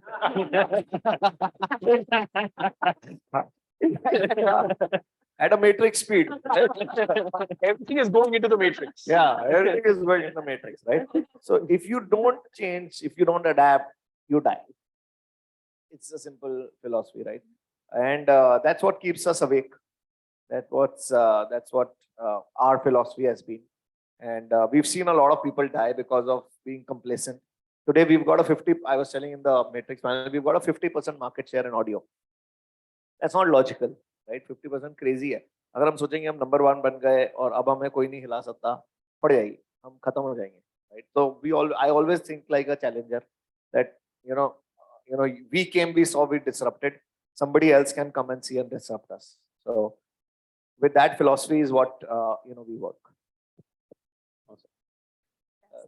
Varun, Kunal mentioned earlier that Indians, we did not believe that beauty could be sold online, but you've proven people wrong. You started with marketplaces, you old D2C brand, and eventually when I visit different cities, I see your stores coming up. You've taken that decision to open up offline after a few years. At what stage in the current environment should brands and other companies out there think about channel diversification, especially offline? So in fact, we've started opening our stores only after distributing into almost 50,000 multi-brand stores. Right? So it was the last decision that we took in terms of exclusive brand outlets. But the way at least we have seen through this journey is that while online and e-commerce is a place where you can do the full funnel management, you can start from someone searching for a problem statement or a solution on a Google or Amazon, and you can take them through a journey of getting them to discover your brand, and not only discover your brand, but also transact. That could be a journey where it might happen right there and then, or 5 days down the line now, because they become a part of your audience, a Facebook ad gets served, because of which they come to your website, or when they're searching, they actually come across a content piece which you've put out, and they read that content and discover that your brand is right, and then you can fulfill multiple ways through which that journey can start from discovery, right, of a problem solution to arriving at your brand as the answer. And, the same does not exist in the physical ecosystem. In the physical universe, you need to, especially the multi-brand outlet, you have to compete with 5,000 SKUs. And there is no way to drive disproportionate discovery while you're in that store. And hence, your brand needs to have a pull that consumers are coming in and are asking for the brand, and that's how they're purchasing. Or consumers are coming in, your brand is at least strongly in their consideration, so that they see a visibility window and they buy. Any other way, like for example, you could also put in a BA who could sort of talk to the consumer, drive some awareness. But even with that, if it is absolutely new, the economics don't work. You can end up losing more than you will lose in D2C and not even lead to enough awareness for the brand, which at least D2C does, right? I mean, you show an ad to 100,000 people, let's say 1,000 click and then probably 10 buy, but you showed the awareness to a much larger audience, right? Here, when you put someone in, they can at best talk to 10 people and convert one, right? So the awareness is also not happening, and so only when you feel that your brand has achieved some form of pull, and for example, we like to measure it through the number of Google searches which are happening on the brand name. If there are Google searches which are happening on the brand name, means people are coming in and searching for the brand. In fact, further texture addition, if people are searching for brand name plus review, it basically means they're in the consideration zone, their evaluation zone. If people are searching for brand name plus product, you've reached high intent. Means people not only know the brand, they know the product they want to buy, and they're coming with that high intent. And when that starts hitting a certain, base level, is when we feel we are now good to test waters. And then also we put our young brands into the top 200 to 50 imagery stores, where we know this kind of early adopter is coming in, and that also we figure out through our D2C pin codes as to which pin codes have shown disproportionate interest. So let's launch in those cities, and in those cities also those specific colonies let's go in with, and then see how it's showing traction. So some bit of science, but a lot of hit and trial. That's a very meticulous way of going about it. I think lots of test and learn, right? And many experiments, which is great. Kunal, switching gears to you, I think as you look at your 10 to 100 journey, what are some of the things that are just very critical to keep in mind as must-dos, but also some watch-outs and typical mistakes that one could? Where do I start? We have time. So at least I feel that in the earliest stages, one of the things that founders probably don't realize how much they benefit from the rails that have already been built in the ecosystem.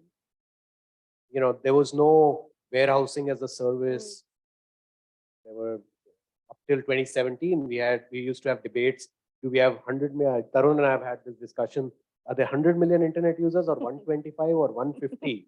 Right? Those were the very violent debates that used to happen in VC offices in India. And obviously we don't talk about any of those things. We don't talk about the availability of softwares, right? Which earlier, I remember in the early days, we had to build our own. A lot of the APIs to the logistics companies we had to build because they didn't have.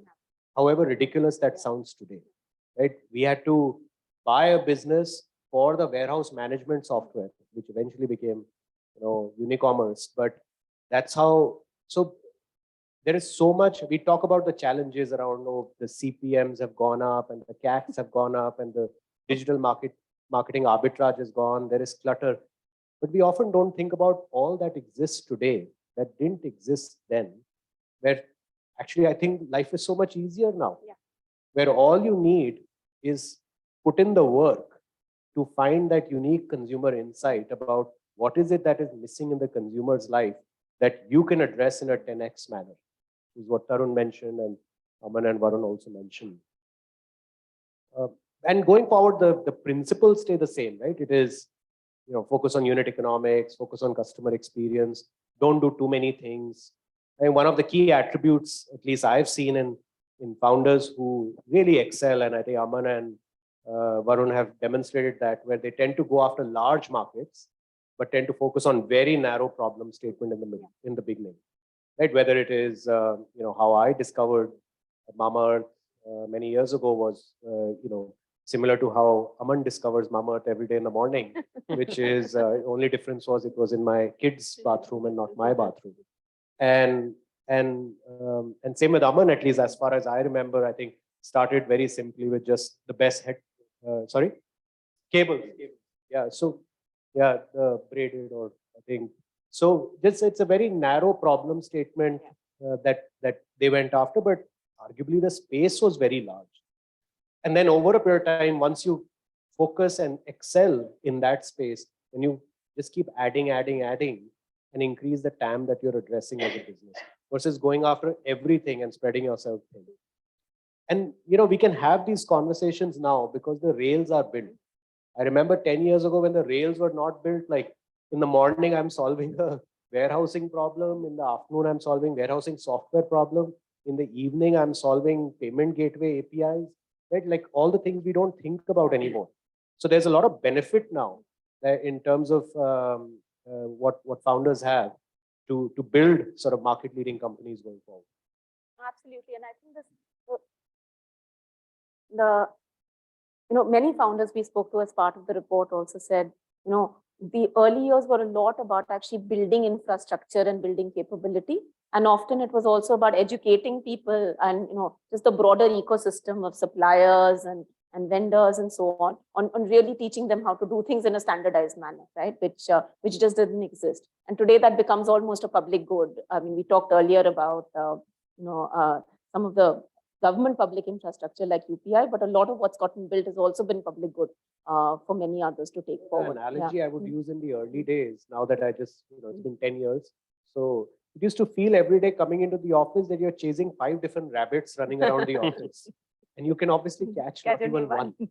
But thankfully, we don't have to solve for some of those rabbits anymore. Yes. So it's good times ahead. Yeah. Aman, I just wanted to come back to you on the consumer personas that we're seeing. As part of our DCII report, we uncovered 35 plus women. Abhig spoke about how India is getting older. If you could talk about from your vantage point, your journey at both, what kind of customer personas did you see when you started out, and are you seeing any evolution in that? persona मतलब Alag-alag tarah ki consumers. Types of consumers, like consumers. segments. so there are a lot of types of consumers. मतलब इसमें question क्या है?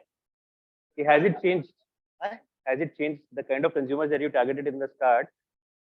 मुझे ना मैं ना बहुत सिंपल बेसिक प्रिंसिपल्स लाइफ के फॉलो कर मेरे को लगता है जो पुराने जमाने में वो दुकानों में लिखा होता था ग्राहक भगवान है सुना था आपने?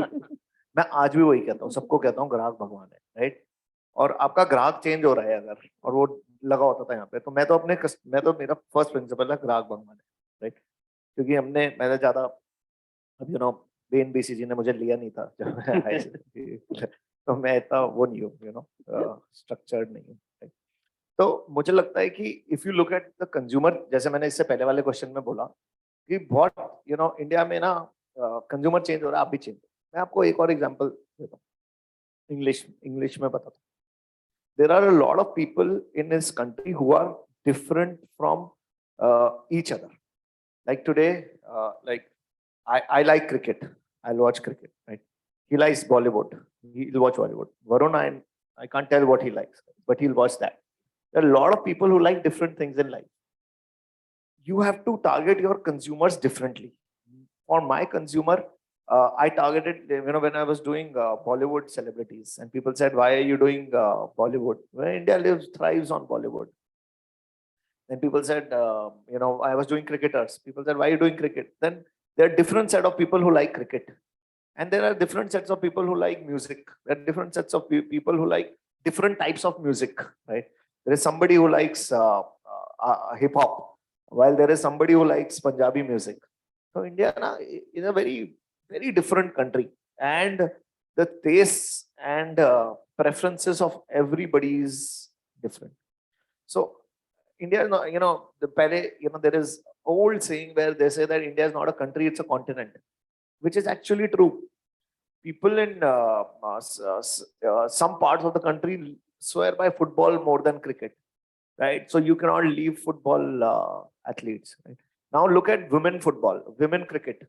आज से एक साल पहले तक ऐसा तो है नहीं कि there were no women in the country, but the women cricket is starting now, right? The women IPL is now becoming like hot, right? It's people are following that, people are watching that. Maybe in a few years time it will become mainstream. And if I don't look at that, so we are just looking at signing up some of the women athletes in cricket. And if we don't do that and still run after the Kohlis of this world, then we are dead. We have to also look at changing mindsets, whether it's football, whether it's badminton, whether it's, I'm just saying examples. Like if you look at when we were started off, we looked at female Bollywood celebrities, and I was telling the Matrix team in the morning, like Varun did bloggers.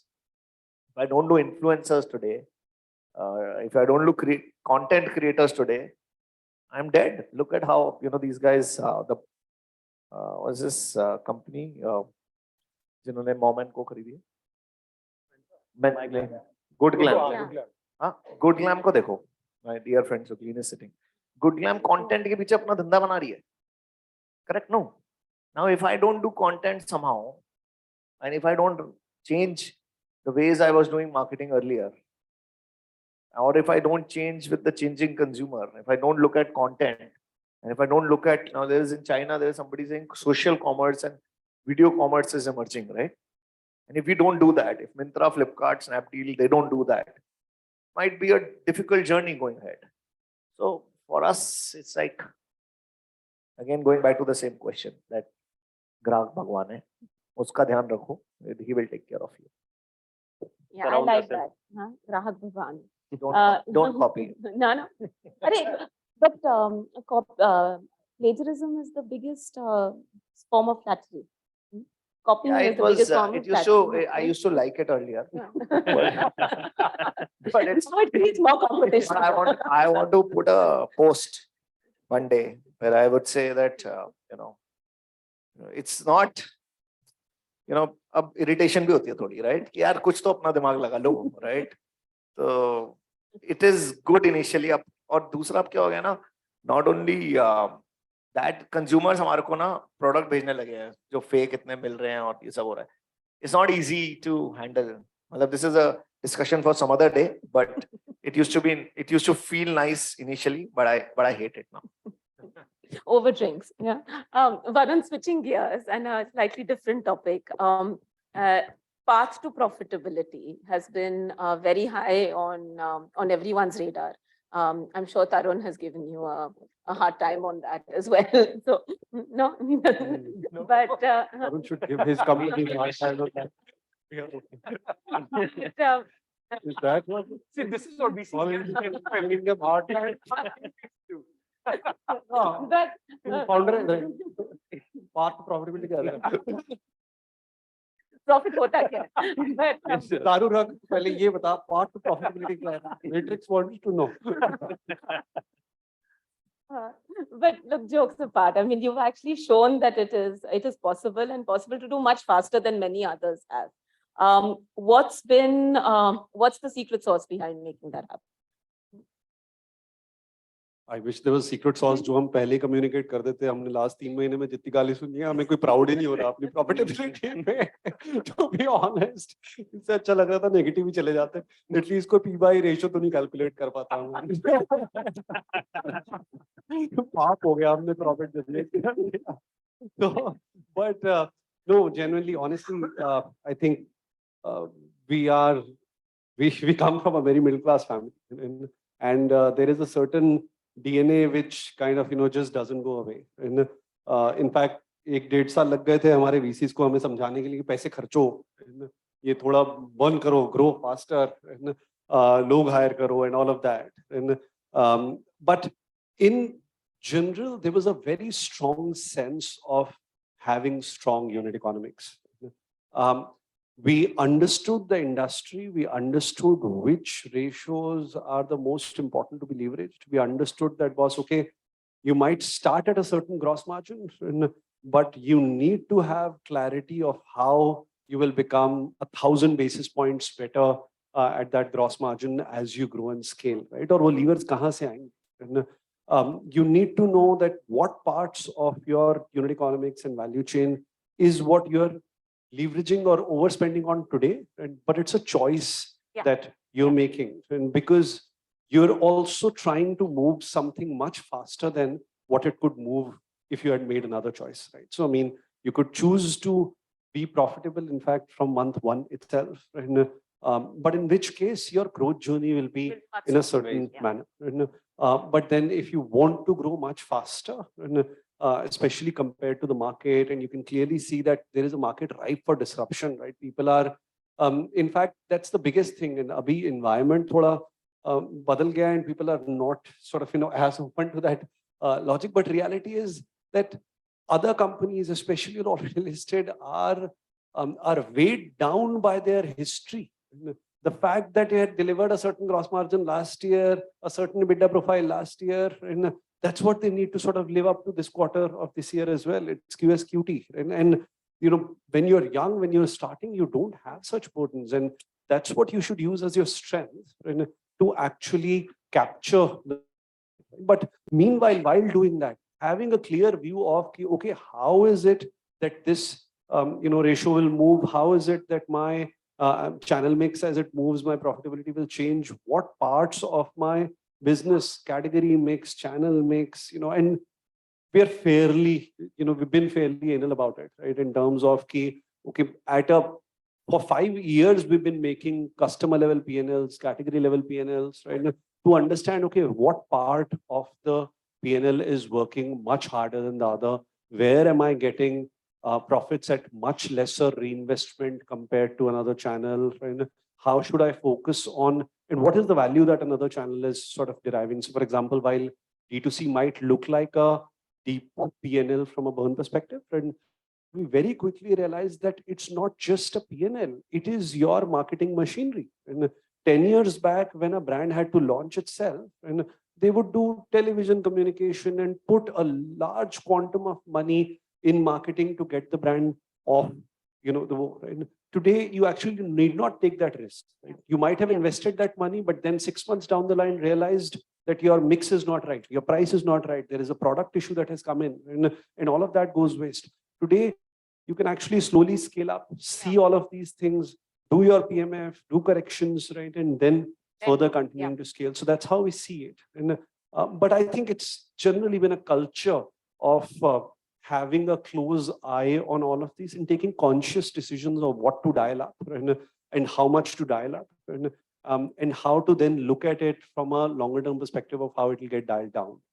So that's probably what we've been doing. Moving on to the last question for the evening, I'll ask Tarun. Tarun, you've been an investor for a long time, and looked at after investments, the first thing we look for is the team building for the company. How do you think team building is at early stages, and how do you contrast that with late stages? What are the differences? So I think the experts are actually these three to talk about it. They probably will have the better answers, but maybe I'll start, and I would love actually for you guys to add. So I think we've, by the way, done a podcast. Avnish is there. He's done something called Org 3.0 on Matrix Moment. So I'll just borrow shamelessly from there. But I think there was, we struggle with this with a lot of our companies. Hiring is not easy. You make more mistakes than you get decisions right. And when we try to distill it down to, what is the reason why, early stage founders or young founders or first time founders struggle with this, right? It comes down to, you just don't have followership at that stage. Unless, you've done this before, you're an experienced founder starting out again, you generally start with, 5, 7, 10 people who will just follow whatever you do, right? It's a pleasure to see that happen when it happens, because you just get such an accelerated startup, right? But if I were to take a step back, I think, and we've spoken about this earlier, right? There are generally 3 stages in any company's journey as we see them. The 0 to 1, where you're trying to figure out, hey, is there a real business to be built over here, right? Then there's the 1 to 10, where you're trying to figure out some profitable PMF, figure out whether this is scalable. And then there is the 10 to infinity journey, where you solve for profitability, you solve your economics, you solve for sort of, a product and all those things. And then you're saying, you know what, I know I can scale this. And I think the quality of talent and the capability that is required at each stage is very different. And so it's not about, person X doesn't grow or person Y doesn't grow. It's just a different DNA. And it's very hard to find a DNA in one individual. So in the 0 to 1, you're looking for, just hardcore doers, very nimble people who are just hustle first, shoot first, aim later. But they're just trying multiple things, and they're trying them very rapidly without tiring. Right? The 1 to 10 is where, okay, you figured out, okay, there is some problem, I figured out what the right solve is. And then you're trying to get to the next level of how do I make this economics work, right? There you need people who can do, but you also need people who can think along with that. And so I think you will have some people who will naturally grow into that, and you will have some cases where people don't grow, right? And I think the best founders are able to very quickly realize that who's doing it. Now, again, it's not that they aren't growing, they're just not built for that. And it's your job as a founder to make sure that you're moving those people to the next 0 to 1 that needs to be done, right? And finally, the 10 to 100, where you need people who can think, but also get people to do, right? Because that's where you need people with specialized skill sets, people who come with more managerial or leadership skills, people who can drive things top down and get things done, people who can give direction, right? So I think that's, again, just my 2 cents. But like I said, these guys practice it every day, so they will have sharper insights. We'll open it to the other panelists. Aman, Kunal, Varun, would any of you like to add?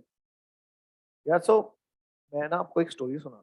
हमारा ना सबसे पहला मेरा first employ, ठीक है, उसने हमारे को ज्वाइन किया और उसने उसकी इंटर्न टाइप था, उसकी शादी नहीं हुई थी, तो उसने हमारी कंपनी ज्वाइन करी और उसने 1 साल बाद, अकेला था, मैं और वो अकेले काम कर रहे, और उसने बोला कि मुझे छोड़ना है. मैंने क्यों छोड़ना है? कहता मेरे पापा ने बोला है कि कोई अच्छा ब्रांड ज्वाइन कर ले वरना तेरी शादी नहीं होगी. और फिर उसने कुछ और ज्वाइन किया और मेरे को बड़ा इरिटेशन हुई यार, मतलब होता है, mindset, old mindsets, right? They changing now, but There were old mindsets that the company you are working with is also important, right? So he left us, and it is good that he joined some. It's an online travel agency. I don't know whether you guys were investors in that, but he came back and joined us back. और उसकी शादी तब हुई. तो मैंने बोला कि तब तक हमने अपना ब्रांड बना लिया था. तो एम्प्लॉइज ढूंढना बहुत टफ था बॉस. हमारे लिए तो हमारी तो फट गई, राइट? क्योंकि ना हम ईसॉप दे पाए, क्योंकि ईसॉप का कोई वैल्यू नहीं होती. ना हमारे पास ऑफिस था, हम सोशल से काम करते थे. ना हमारे पास इन्वेस्टर थे, क्योंकि इन्वेस्टर जब आ जाते हैं ना तो भी एक वैल्यू आ जाती है, राइट? कि जब हम भी भागे थे इन्वेस्टर्स के पीछे, तो हमें भी अगर कोई इन्वेस्टर देता तो लगता है कि यार थोड़ा सा सिक्योर है. मतलब इन्वेस्टमेंट आ जाती है ना तो वेंचर डेट कंपनी भी भागती है पीछे, राइट? पहले तो डेट भी नहीं मिलता, तो एम्प्लॉय छोड़ो, कुछ नहीं मिलता. ठीक है, तो हमें तो बहुत फाइट हुई लाइफ में एम्प्लॉइज के साथ. फिर उसके बाद जब मेरे को तो शार्क टैंक जाना पड़ा अच्छे एम्प्लॉय लेने के लिए. But eventually if the brand grows, you start getting investment, now we get best marketing talent, best product talent is coming to us rather than we going to them, right? And inbounds have increased drastically, which is also good for the ecosystem. I hate it when in today's world startups, unfortunate ways where they have to let people go, right? When they hire fast and then they fire fast. I hate it because एक time आ रहा था कि हमारे यहाँ भी एक बंदा था, बहुत सॉलिड बंदा था. उसको मतलब हमने बोला था ये बंदा है जो फोड़ेगा. हमने उसको मस्त ट्रेन किया D2C में. D2C घंटा किसी को पता नहीं है, हमने ट्रेन किया और वो जाके उसने ये जो नए आए थे ना, ये जो हाउस ऑफ ब्रांड्स, उन्होंने उठा लिया. अब वो नौकरी ढूंढ रहा है फिर से. अच्छा लगा हमें. But there were so many, such नाम नहीं बता सकता. हाँ करेक्ट, अभी दारू पे बताऊंगा सबको. ठीक है, ऐसे कितने लोग आए. ठीक है, हमारे बंदे, क्योंकि मार्केटिंग में D2C में लोग ही नहीं है, तो हमारे जैसे लोगों को क्या है कि अच्छी भली ट्रेंड बंदे मिल रहे हैं. फंडिंग मिली अभी पिछले महीने और इन्वेस्टर ने बोला बोर्ड के जैसे लोग उठा लो, 100 रुपए हम उसे दे रहे हैं X, उसको 2X मिल रहा है. हम भी नहीं रोक सकते उसे लोगों को, और थैंकफुली अब मार्केट ठीक हुई है. But I hate it that people, in today's, हमें इतनी मुश्किल हुई है. There are so many companies who have built, good companies, and it was a time when joining a startup was negative, right? And joining a startup used to be very negative. And now there is a time when people don't mind joining startups. In last 2-3 years, people are ready to join startups. And again, when the firing thing happens, it just pains that boss कि यार, वो fire हो रहे हैं. अब फिर लोग सोच रहे हैं कि स्टार्टअप छोड़ एक अच्छी की कोई कॉर्पोरेट कंपनी ज्वाइन करते हैं. So hiring has been, and for me personally, hiring has been a big challenge, and we made a lot of mistakes. In fact, we still making mistakes is what I feel, where we don't know who's when in a startup hustle world, you have to get your work done. That's how startups function, right? And we still are making mistakes. So if you ask me, I don't know when we will, and one thing which I should learn from Varun and probably you guys and Snapdeal and everything, how do you ensure that, how do you hire well, how do you retain that talent, and how do you make them, retain is okay, we can retain well, but I think hiring has been a big challenge for us. Anything else? Kunal, Varun? Yeah, I think, enough is, Aman has spoken a lot about hiring. At least my biggest learning around retention, the median tenure in any of our business is more than 5 years, right? Which is an eternity in our ecosystem. And unfortunately, we've had times in the distant past now where we've had to let go people. But today, actually about 30 to 35% of our workforce is people who at some point left, or unfortunately we had to let them go and they came back. And the reason, as I've reflected on it over a period of time, is that at any point in time, one of the things we've always over-indexed on is over-communication of everything. Good news, bad news, there's boring news. There's every month standing in front of the team and saying, this is how last month went. And being always available and creating forums, whether it's small forums like group discussions, whether it's town hall with the entire company, or reward, like spending time with founders or senior management, if you did a good job last quarter, or just having an open one-on-one policy, those things help so tremendously because it reflects the authenticity of the culture, authenticity of the founders and the management of the company. So when things go south, see, when things are going fine, retention is not a problem, hiring is not a problem, everyone's loving you. Employees are loving you, the world is loving you. These things start mattering when things are tough. And every company goes through its tough phases. We've gone through ours, others have gone through theirs. And at that moment, will they look you in the eye and say, okay, I'll stay on. I know times are tough, but I'll stay on. At this moment, I will not abandon you. But that is an investment you have to make over a long, long period of time. And it pays off at that very moment. I think almost everything has been covered. The only thing that I'll probably add is that it is you yourself who also has to grow and change during these phases. You have to realize the kind of people that you're managing, and as those phases change, how your management style, how your things that you value, things that you evaluate, cadences that you keep, engagements that you drive, right? How that needs to change, and how you as a person also needs to grow, right? To grow into that new position which has been generated in the company, right? Because it might have been 100 crore company, now it's 1,000 crore company, it'll be a 10,000 crore company. The position is the CEO of that company. And if you want to be able to occupy that position, you need to deserve it. And to deserve it, you need to ask questions and improve yourself. Right? So I think that's the only thing that we extensively do, me and Ghazal both, right? Every 2 years, we do personal coaching exercises to rediscover who we need to be to take this company on in the next 2 years. And I hope we continue to sort of get that role and earn that role again and again. And the day we feel we don't earn that role, we would like to then let someone who earns that role take that role as well. Right? So I think that's the only addition that I would do. I think all very pertinent points, especially on this one. We've got a podcast on infinity entrepreneurs. Matrix, big believers, and the point you mentioned totally resonates with us. In the interest of time, we'll close it. No, I think so. Sorry, we won't have time for any audience questions, but the bar will be open after the next presentation, and then you can ask them all the questions you want. I just wanted to say thank you so much. It's been, very energizing, very inspiring, but mostly actually just a whole lot of fun, right? So, Aman, I mean, we need to chat on a few more stories, which you didn't say on this story, but really enjoyed the discussion. Thank you so much. Thank you so much. Thank you, guys.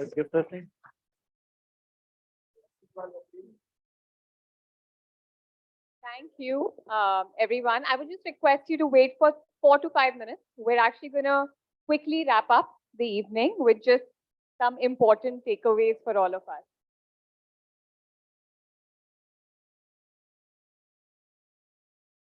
So, don't have too many pages, just one page on just the important takeaways.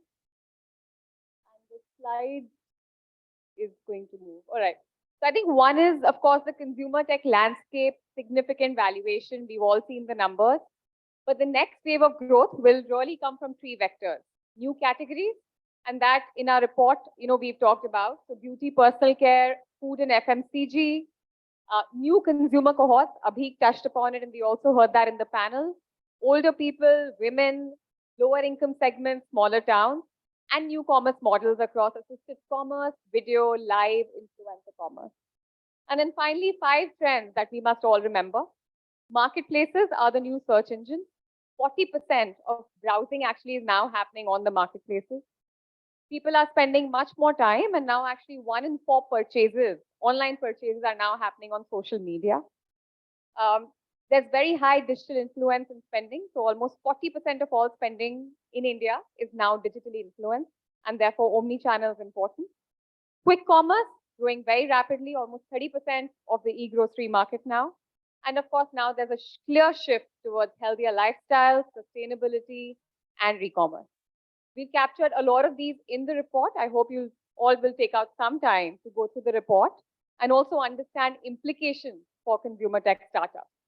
Thank you. I'd like to invite the core team up on stage to just formally launch the report. And then, of course, the bar is going to be open, and we'll all continue the conversations over dinner and drinks. Thank you.